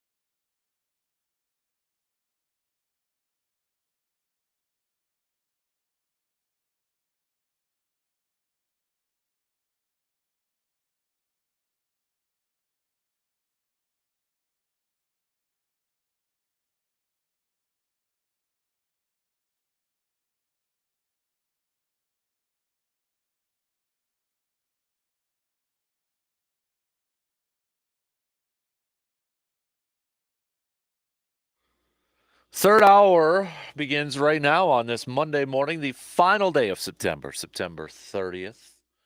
A big thanks to all of you tuning in, wherever, however you may be tuning in from. C-Bomb with a quick text. How is it that C-Bomb is like the most calm, I think, of a lot of fans right now? Small plays and sloppy plays killed us. If McDuffie doesn't drop the pick on the opening drive, if we don't miss 2 field goals, 8 penalties, interceptions going off receivers' hands, it was just sloppy. But I did like the heart. The team showed character and never quit. We will be fine. As frustrating as it was, the team will learn from it. Minnesota is what they are, one of the most complete teams in the league, and we will be chasing them all year. Got to get them on the road now. All right. What else do you got? Hit me up with your reactions, your thoughts from the Packers' loss yesterday. We'll get back to some more Green and Gold chats. Ian Rappaport reporting this morning that Christian Watson suffered a high ankle sprain, expected to miss multiple weeks. Haven't seen anything on Devonta Wyatt. I did see that he was in a boot and crutches leaving the locker room yesterday. So, all right, where are you at with this team? Stay the team for kind of the first quarter of the season too, right? First quarter of the season in the books here for the Pack, sitting there at 2-2. You missed 2 games with your starting quarterback, but you picked up wins over there too. So, kind of that pseudo factor first quarter of the season in the books here. We'll get back to some Brewers talk as well. Badger football playing a little bit with our emotions there. Heading into the half of that game against USC, 21-10, up 21-10 at half. Brandon Locke hit that long touchdown pass. Kind of thinking, could they pull it off? Nope, they didn't score anymore in the second half, whereas USC put up 28 points, 14 apiece in the third and fourth quarter. I'm just going to be blunt about this. Do you even care about the Badger football season anymore, Badger fans? Like, are you paying attention to it? Are you following along? Or maybe you're just kind of like casually following along because you're like, you know what? We know this team isn't very good. They've already got 2 losses on here. They've got, a few big time games coming up here yet. Penn State, you throw Oregon in there. How much are you following along, or how much are you still riding along with this Badger football season now that they're 2-2? I feel like if they would have pulled off that win at USC on Saturday, that maybe some Badger fans would have jumped back on or really solidified it. But sitting there at 2-2. No, and I think we kind of know it's like this might be a little bit of a rough year for Badger football. Where are you at? Where's your state of mind? I genuinely want to know, Badger fans, even if you're just a casual Badger football fan. Not necessarily talking to just the diehards, but if you're just a casual Badger football fan, how involved or how immersed are you into the rest of this season right now, sitting there at 2-2 and back-to-back losses to ranked opponents? I'll admit it. Saturday's game, like, all right, here we go, 21-10. We're going to do this. We're going to pull this off. I'm a fan. Thinking, let's go, okay? Let's kind of, this is that Luke Fickell moment, right? Our good buddy, Brandon Berg. He mentioned this a couple weeks ago when we were talking about, Badger football, and there really hasn't been like that game, like that Luke Fickell game or that moment in the Luke Fickell era, entering its second year. That would have been it, going on the road and beating USC, right? That easily would have been it, and it didn't happen. They flamed out in the second half, not scoring a single point. And there's even frustration. I mean, there's frustration from all across the board, but I mean, especially after that game, you see former Badgers going on social media. Enough, when it's like 3rd and 1 and you're lining up in shotgun. Let's bring the power back. Let's bring power running back to Wisconsin. You're getting those calls from former Badger players on Twitter, and obviously fans are still saying that too. But how invested are you in the rest of this Badger football season? Is it maybe you're just as a casual observer now because Whatever happens, happens. They're not going to the college football playoff. They're not going probably to the Big Ten championship. Or are you still riding out some hope that they can pull off some upsets for the remaining portion of their schedule? You're still hoping that they can beat the likes of an Oregon later on. They can beat Penn State. Going to Nebraska may be a tougher game than maybe what we first thought at the beginning of the season. Maybe you're still holding on to the hope that, you know what? They can beat Purdue. They can beat Rutgers. They can beat Northwestern. They'll be 5-2 when they play Penn State. It's at Camp Randall. That's the game right there. If they can take down Penn State, buckle up, because then you've got Iowa, Oregon, Nebraska, Minnesota. Honestly, I feel like they've got to win their next 3. Purdue, they got to beat Purdue. They've got to beat Rutgers. I want to see this Badger team win their next 3 to put themselves in a position where they're 5-2 hosting Penn State and just playing some decent football in these next 3 weeks here too, where maybe it just gives us a little bit of a confidence boost that they could pull off the upset against Penn State. But if they somehow win their next 4 in a row to get to 6-2, then I think you're going to start to see more Badger fans kind of jumping on that train, jumping on that bandwagon. Like, let's get back on this thing and let's finish this thing strong. Let's pull off some more upsets here. But as of right now, from what I gather, from seeing everything from all of you, there really isn't a whole lot of optimism and a whole lot of hype surrounding this, or I should say a whole lot of excitement surrounding this Badger football team right now. Let's trying to bring up here while I do that. John from Eau Claire said the loss sucked, but the Packers did make it interesting in the second half. Played better, but not great, as Bill Belichick says. We're moving on to the Rams. Wanted to see, do we have? I don't think I've got them up yet. No. I was hoping for some maybe Pro Football Focus numbers, but it doesn't look like I have them up yet. Anyways, let me throw this out to you, Packers fans. Of all the things that kind of went wrong, let's take the kicking situation out of it, because I think that's probably the easiest one. What is one thing that maybe outside of the loss, outside of the kicker, what is one thing that just really kind of disappointed you? And try to be specific in it. Was it like, man, I was really disappointed that the pass rush wasn't there consistently? Or, man, I was really disappointed that Josh Jacobs wasn't more involved in the offensive game plan. Or maybe it was, man, I was really disappointed in the secondary play without Jair Alexander, nobody really stepping up.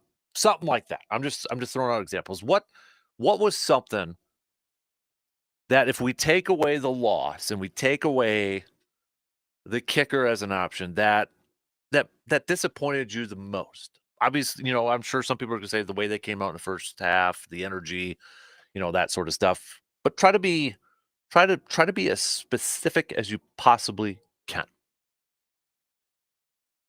Give you a couple minutes before that. Quick text, Surgeon Keith. Surgeon Keith. Surgeon Keith? Surgeon. We got a typo up here. As one who likes the Badgers even more than the Packers, I am disgusted by the way they have fallen so far. Tied with Boise State for the longest streak of winning seasons. I'm no fan of this coaching staff. They say give him another year of Fickle to get his guys, but Jimmy had 0 years to do it. So there we go. Got one. Appreciate that, Keith, for the text right now. Chappie, man, I was really disappointed at the lack of discipline penalties. Okay, there's one there. I know Aaron. I don't know if this would be the one that he'd would say on here, but earlier he had texted Josh Jacobs with only 9 carries. I get they were playing from behind, but he has to be a focal point of this offense. It was confusing in the game yesterday, wasn't it? Like, he was on the sidelines quite a bit, and I'm, like, sitting there trying to refresh Twitter, and I'm trying to, like, is there an injury going on? You know, more bursts. That was confusing to me. Confusing to me.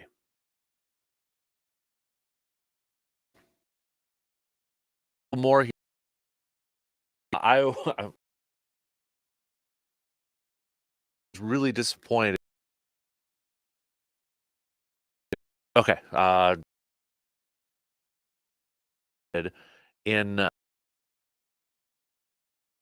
take away Braden Iverson. I was really disappointed. Take away the kickers. Take away that. C-Bomb said I was refusing to bring any pressure day to throw. Front four was disappointing. If the front four isn't getting home, and I was talking about disappointed in Rashawn Gary right now.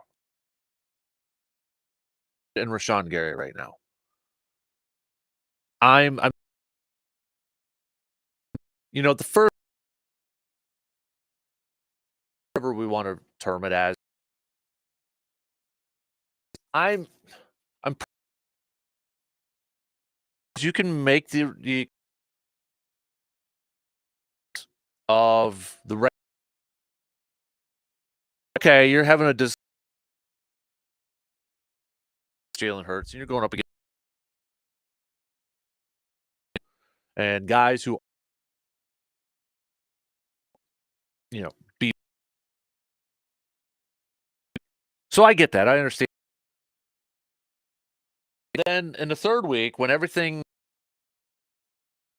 and analytics, whatever numbers show you that, and stuff that we see with our own eyes show you that Will Levis is a guy that you want to bring the noise to, that there's going to be opportunities there. They did that, and they had 8 sacks.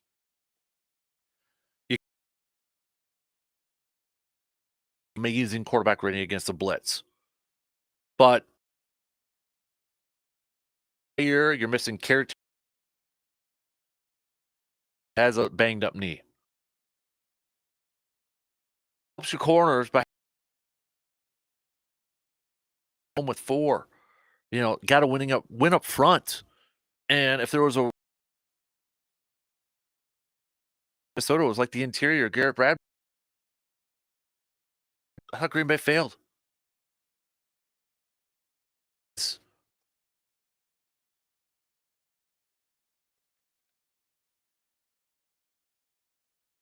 Wagon of Jeff Halfley and fire Jeff or anything like that. I'm not like that.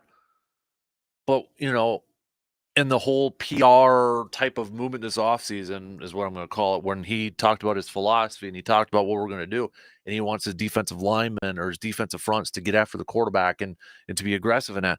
Where is that right now besides week 3 against Will Levis? Did you leave it in Tennessee? And one of the guys that I'm wondering where he's at right now is Rashawn Gary. Sure, he's getting chipped on the edge. Sure, he's getting some double teams. But you know what? The great ones still find a way. The good ones still find a way to get the job done, to still affect games. And right now, Rashawn Gary, let's call it first quarter of the season, he's not getting it done. And he's getting paid to be one of the top pass rushers in this league. And right now, he's not getting it done. And I hope that's something that can change here for the rest of the season, for the second quarter of this season. Because it's been pretty quiet up there. Been pretty darn quiet. And it might get tougher going forward because Devontae Wyatt's probably going to miss some time. He's your leading sack guy with 3. You want to know who's tied for the second most sacks on your team? Keyshawn Nixon. your nickel corner, your slot corner. I mean, it was a big time sack yesterday, no question about it. But it's like, what are we doing? And Rashawn Gary's got 6 solo sacks too. Okay, he had 4 of them in the game yesterday, so 4 of his 6 solos came from yesterday. He's got 9 total. But I want to see more from 52. I want to see more from him. And I don't think we've seen the level that he's capable of playing right now. So Mike says, "Hey Dan, disappointed we spent a ton of money on Josh Jacobs as an upgrade over Aaron Jones, and then we don't seem to use him like we're saving him. He ran the ball, and I know we were playing from behind, but throw him the ball in the flat. He's supposed to be dynamic." I don't want to say that, that general statement that we're not using him. I mean, we've used him a ton, in the first, that especially in those 2 weeks, weeks 2 and especially week 2 against Indianapolis. So I don't want to say that general blanket statement that we're not using him, but you look at this last game and there's definitely more opportunities. Should have been more opportunities for Jacobs. I mean, just 9 times that he ran the football, and I get it, you're playing from behind in that, but you're right too. I would have liked to have seen him involved a little bit more in the passing game. T-Bomb, I think you're right. 52 has been disappointing. Is it like when he was in Michigan? He is complacent, no longer busting his tail. I thought the 4-3 would make him stand out, not disappear. For a positive, I feel like the secondary played excellent. Stokes played great. Darnold had all day, at least Halfley made adjustments. We haven't seen a second half adjustment for years. Message on the video stream as well. Nobody's mentioned the Packers are 2-2, but they're 0-2 in the conference. Turnovers killed us. Love looked better in the second half, but initially he didn't look ready. He did look rusty. Yeah, no doubt about it. He looked really rusty, and I know that was something few people were bringing up during the week. Is there a concern for that? He looked like a guy that coming back from injury that's not 100%, didn't really know how to play with that left knee, tried to protect it a little bit. You could tell on his throws, not putting a lot of weight on his throws, following through on his throws.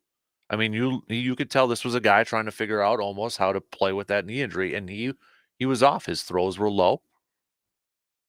Seemed to get a little bit more comfortable as the game progressed and such, but yeah, he wasn't ready. And I don't want to be that guy that said he shouldn't have played in that game. I mean, that wouldn't mean that he wouldn't be rusty going up against Los Angeles next week either.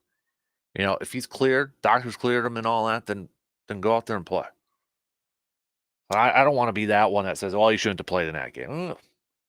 Stop. But yeah, no doubt he looked rusty, and he looked like a guy that, to me, was trying to figure out how to play with that knee injury while protecting himself. But I got it. I'll say one thing. At least he got sacked only one time for a team, Minnesota, that has come away with 5 sacks in each of their first 3 games. So they came into this one with 15 total sacks.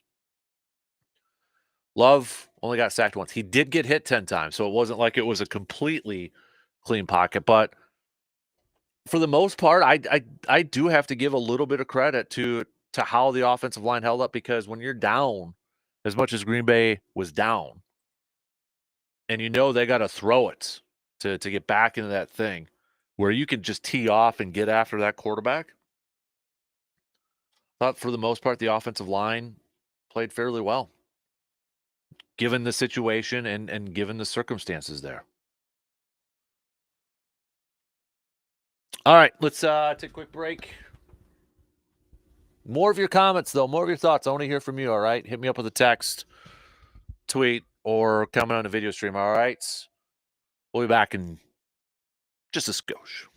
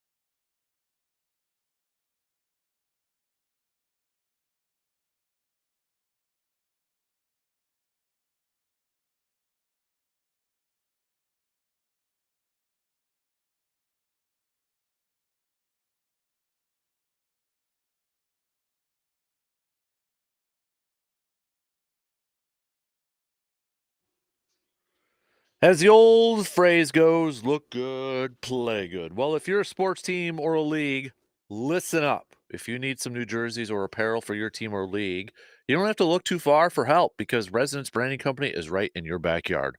From jerseys, pants, and shorts to other gear you may need to help you perform and look your best on the field and the court, Residence Branding will work with you to get just what you need.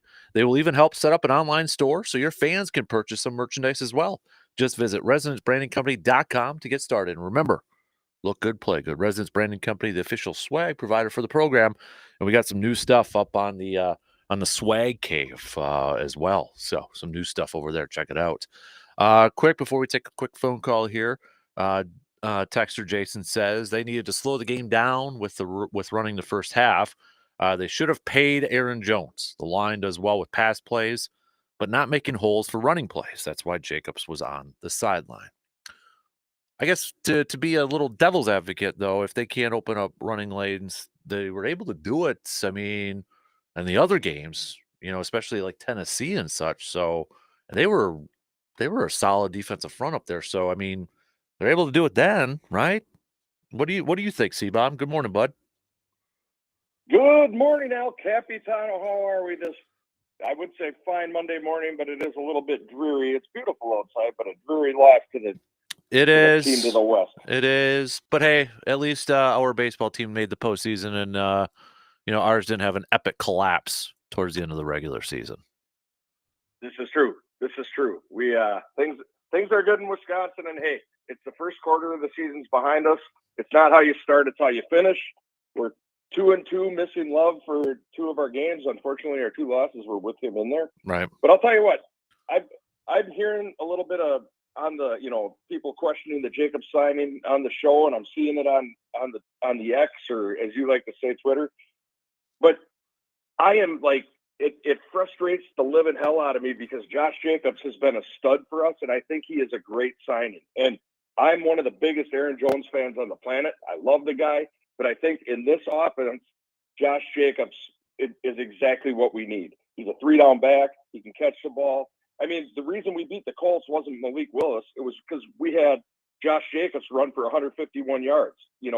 The guy's averaging 5 yards a carry, for crying out loud. He's been a stud for us. And, I think people disappointed in Jacobs. I don't know what they're watching, but I think he's been a perfect addition to this team. I think too. I'll throw out the question. The Colts game. I think I said Tennessee a little bit earlier, but the Colts game. Do they run the ball that many times, 30-some carries with a guy like Aaron Jones? I don't know if they do. I think you need that type of running back like Josh Jacobs that they had in that week 2 matchup. I agree, 1,000%. And it's not a knock on Aaron Jones. And Aaron Jones was hurt every season that we had him. So Aaron Jones isn't built to carry the rock 32 times in a game. He's going to be 30 years old in December. And don't get me wrong, I loved him. I wish we could have kept him and had them both, but it just didn't work out that way. So if anybody's disappointed in what Josh Jacobs has brought this team, I think it's not been a step back, in my opinion. And like you just said, Aaron Jones doesn't carry that 32 times. Aaron Jones can't run up the middle like Jacobs can. He would do it, but he's not as effective. Jacobs will bust a hole if there's not one there. So I think in this offensive scheme, Jacobs is a perfect fit for this team, and I think the more we'll get to watch him, people will learn to love it. Yeah, and I guess I look at yesterday's performance, not necessarily a knock on Jacobs, but I do question, why wasn't he maybe out there as much as he possibly should have been? Yeah, it's a good question. I mean, he did get targeted 6 times. He had 4 catches, but maybe they felt, who knows?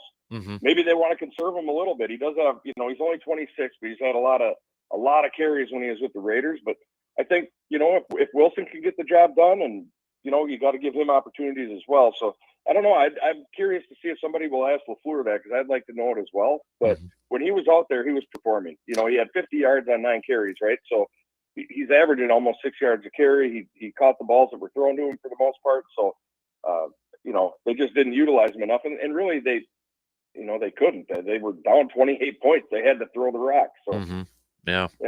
All right, before I let you go, your outlook for the rest of this. I know we're only 4 games in, but you have first quarter, you're 2-2 right now. You're 0-2 in conference. You dropped your first division game.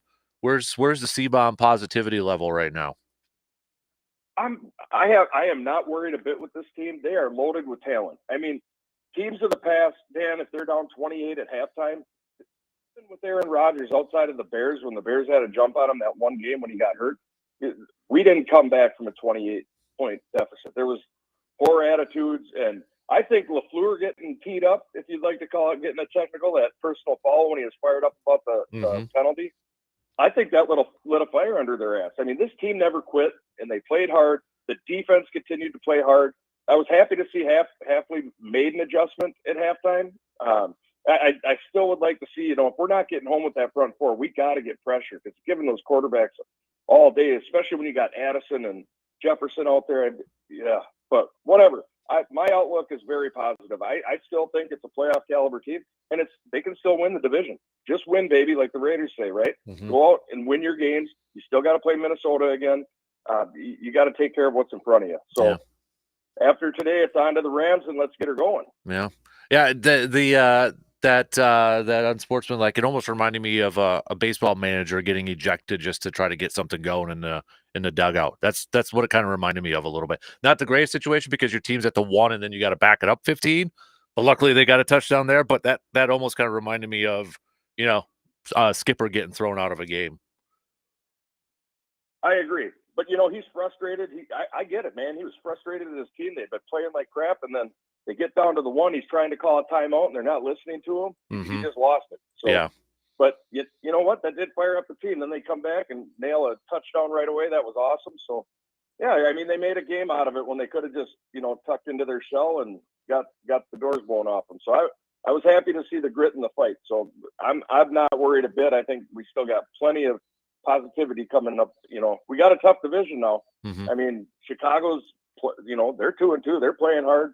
Detroit's Detroit. Minnesota. I mean, we got to keep working. But I think our team's full of talent. I'm not worried. All right. I'm not used to the positivity from after a loss from C-bomb, so that's good to hear. I like it. You're making me feel a little bit better now. How about that?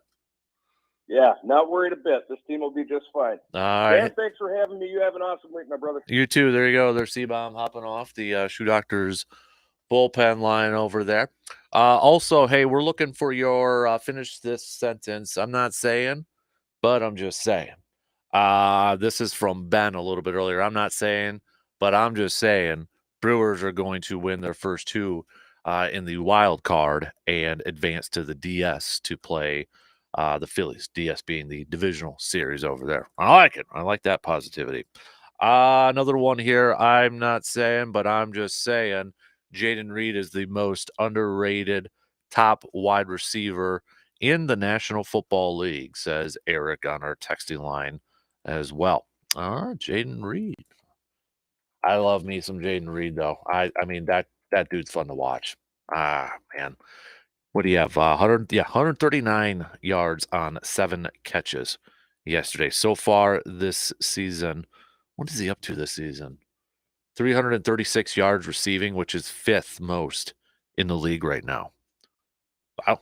Okay. And he's tied for 30th in the amount of receptions. So 336 yards, 5th most, but tied for 30th in just receptions, 19.8 average, 11th best right now in the league. So a couple more texts to catch up on this Monday morning. This was a little bit earlier. This is from Derek. Derek saying, as bad as that loss was, and as angry as I was after a time for a little reflection and letting my anger settle down here, I'm still confident with this team that they are going to make the playoffs and they're going to make a serious run.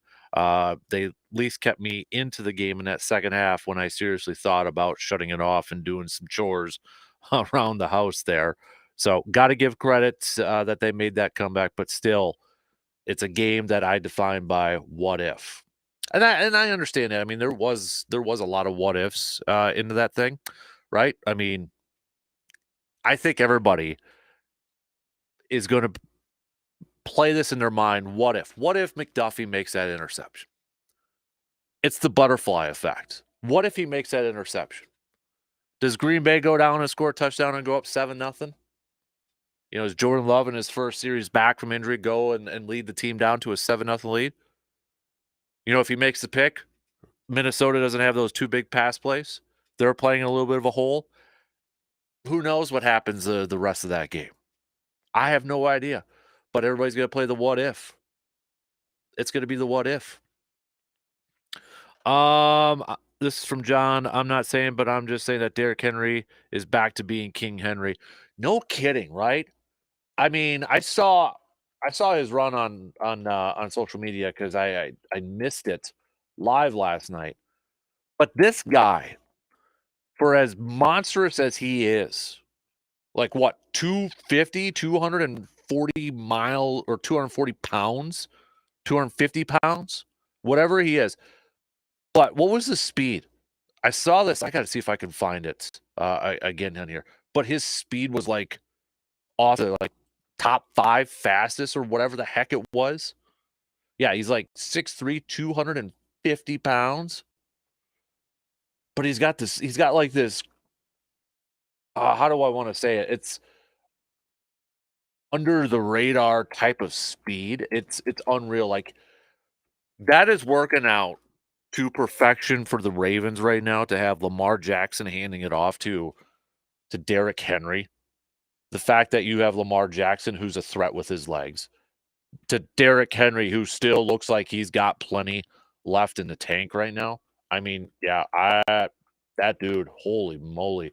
Anybody who thought maybe he was at the back end of his career, yeah, no, not even right now, at least in the first quarter of the season, not even close. Here it is. Next gen stats. Derrick Henry reached 21.29 miles per hour on his 87-yard run, tied for the 4th fastest speed by a ball carrier this season. And it's Derrick Henry's 8th fastest speed since 2018. Think about that. Henry has reached 20 plus miles per hour 27 times as a ball carrier since 2018. The only player he trails is Tyreek freaking Hill. That's Derrick Henry. That's Derrick Henry. So, man. Ron, I'm not saying that the Vikings will win the Super Bowl, but I'm saying that the last time they started 4-0, they didn't win the Super Bowl. Good one. I like that one too. So, all right. So we got to take a quick break. We got some picks and predicts. We got some football games. We got a doubleheader in baseball today too. That will impact who the Brewers play starting tomorrow. Let's pick them. All right. And I want to throw it back to you. Prediction time, people. Hit me up with a text. Who do you think the Brewers will play? Remember, if it's a sweep by either team, it's the Diamondbacks. If it's a split, it's the Mets.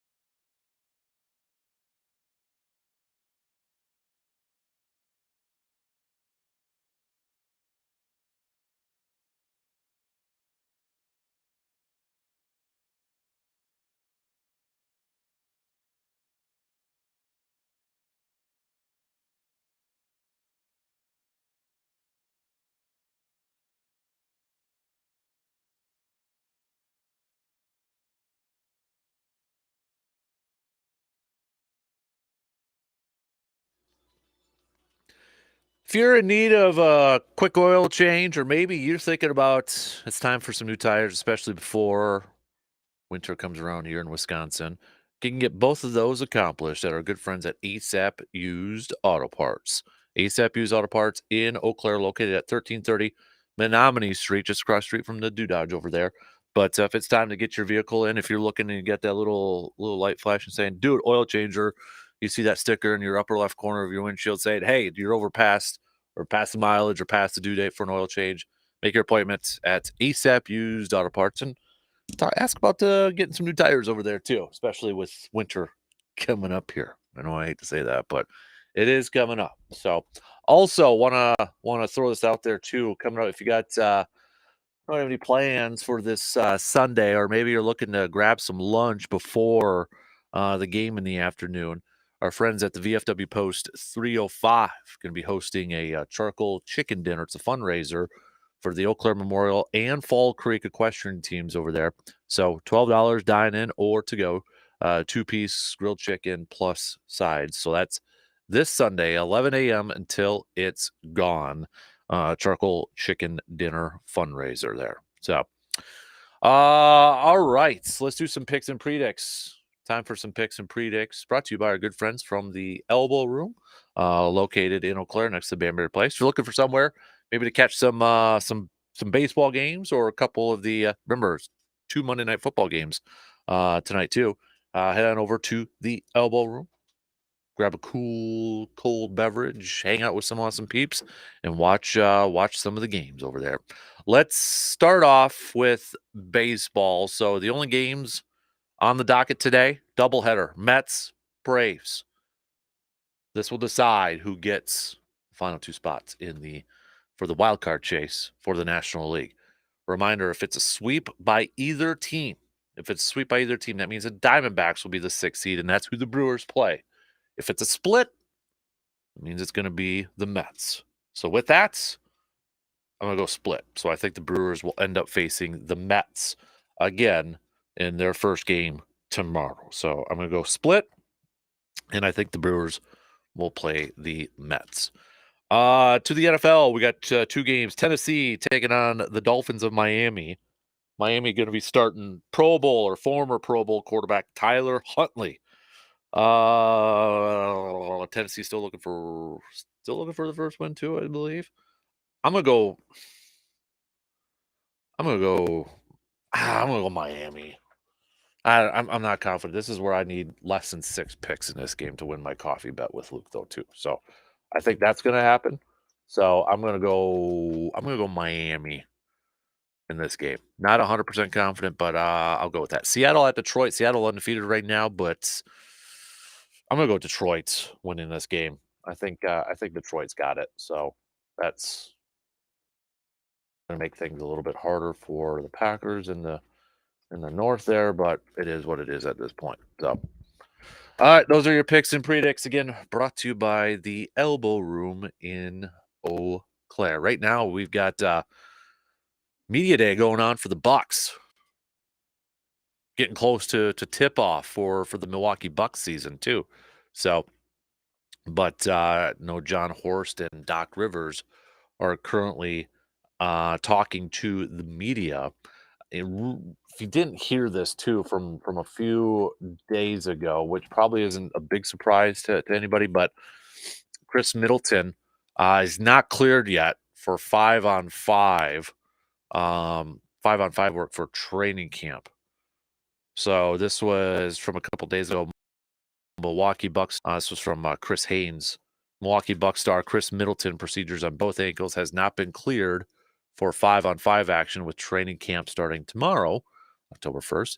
He's progressing nicely, but the team is taking a cautious approach as he's expected to take part in most of camp activities. So we'll see how that kind of plays out here. But the NBA season right around the corner. If you want to follow along to some of the Bucks media stuff, we'll recap some of it tomorrow, but it's going on right now, and it starts with Doc Rivers and John Horst. So, what else do we got? Big thanks to everybody who texted in for our, I'm not saying, but I'm just saying, Monday. Some good ones out there. I like it. Keep that up. All right. Let's keep these flowing. Let's keep these going here. Got a couple more minutes. So if anybody else has any more that they want to throw in there, hit me up with a text and then I'll give you a quick shout out there. But a lot of Packer chat, a lot of talk about the kicking situation. I have no idea how it's going to work out. I know that's probably the biggest frustration amongst Packers fans right now. So I don't know what you do. I don't know what you do at this point. And when you look at, a couple, and I don't want to get too far into, well, if he would have made both of those kicks, if Braden would have made both those kicks, they win the game yesterday. Math tells you that. But if we go back to, and go back to those kicks and change it to where he makes it, that doesn't necessarily mean the game plays out the same way. You know what I mean? Like, it's an easy thing to say, well, if he makes those two kicks, they have 6 more points, they win the game. I understand that. But at the same time, we don't know if the game plays out the same way. You know what I mean? But it's fair to say, though, too, when you look at both these games, both of these losses by Green Bay, single digit combined, they've lost by single digit points. 7? Yeah, 7. So when you have that margin, that slim margin, that's what makes the kicking game even more important. Right? If you're going to be in these battles against, I don't know what Philadelphia is going to be like this year. They're 2-2. Obviously, Minnesota's a good team right now. And if you're going to be in these tight games, that's what makes this kicking thing a bigger issue, a bigger problem right now. It's under the spotlight. I mean, what happens if you're in a tight game against Detroit, November 3rd? A tight game against Houston, October 20th. San Francisco, Miami, whatever game. And I don't know the mind makeup of Braden. I don't know how his mind works, his mental game. But at some point, do those misses start to creep in and really start to affect? It's like, I'll use this example. It's a horrible example, but like if I go golfing and I hit a bad shot, I have a crappy mental game. I let things affect me way too much. And I know at pro athletes, they do a way better job than us normal people out there, but you kind of wonder, does that start to creep in? Then you get into a situation where say he's the kicker for the Rams and you're down 3 seconds left. 45-yard field goal wins it. That's the makeup of a really good kicker, is if like you go in there and you just nail that sucker. You know what I mean? And it was towards the end of Mason Crosby's career, too. It was like, okay, we had some confidence and Mason was going to get it done. May not have had the strongest leg anymore, but it was like, oh, yeah, he's going to make that. It's Mason. Maybe not full on 100% confidence there because I was still nervous every single time. But, that being said. But I honestly, I have no idea how this is all going to play out. I would be shocked if they don't bring in anybody, at least for tryouts or workouts this week. But, we'll see if that gets reported or not, or if it's kind of under the radar and such. I just saw this quote from Doc Rivers at his media day. This is the closest thing to that Boston team that I've had. This is from Eric Name from The Athletic. He mentioned the vets at the top of the roster and the young players at the bottom of the roster. I'm assuming he's talking about his championship, the big threes with Ray Allen and KG and Paul Pierce and Rajon Rondo and such. So, interesting. High praise. See if it all plays. I want championships, though, right? Talking about championship or bust teams. That's the Milwaukee Bucks right there. I'm not saying. I'm just couple really quick. I'm not saying, but I'm just saying. Text before we get going here. I'm not saying, but I'm just saying. Anders wasn't the problem. We had a couple people say that one there too. We had a couple people say that. I'm not saying, but I'm just saying. We're going to have a brand new kicker by the weekend. That's from Derek. Okay. I don't know who it would be. I know there's some veterans out there that are available. A couple of you mentioned Randy Bullock. but we'll see how it all plays out. I think if you bring in a kicker, you'd want a veteran who's kicked in the league, right? You don't want to bring in somebody who hasn't kicked in a game, right? I think I'd want a veteran who's at least done it at the NFL to finish off the season if you bring somebody in. But we'll see. We'll see. Have a good rest of your Monday, peeps. We'll be back at it again tomorrow. Grind My Gears Tuesday. All right. Think about what's grinding your gears and let us know. Talk to you then.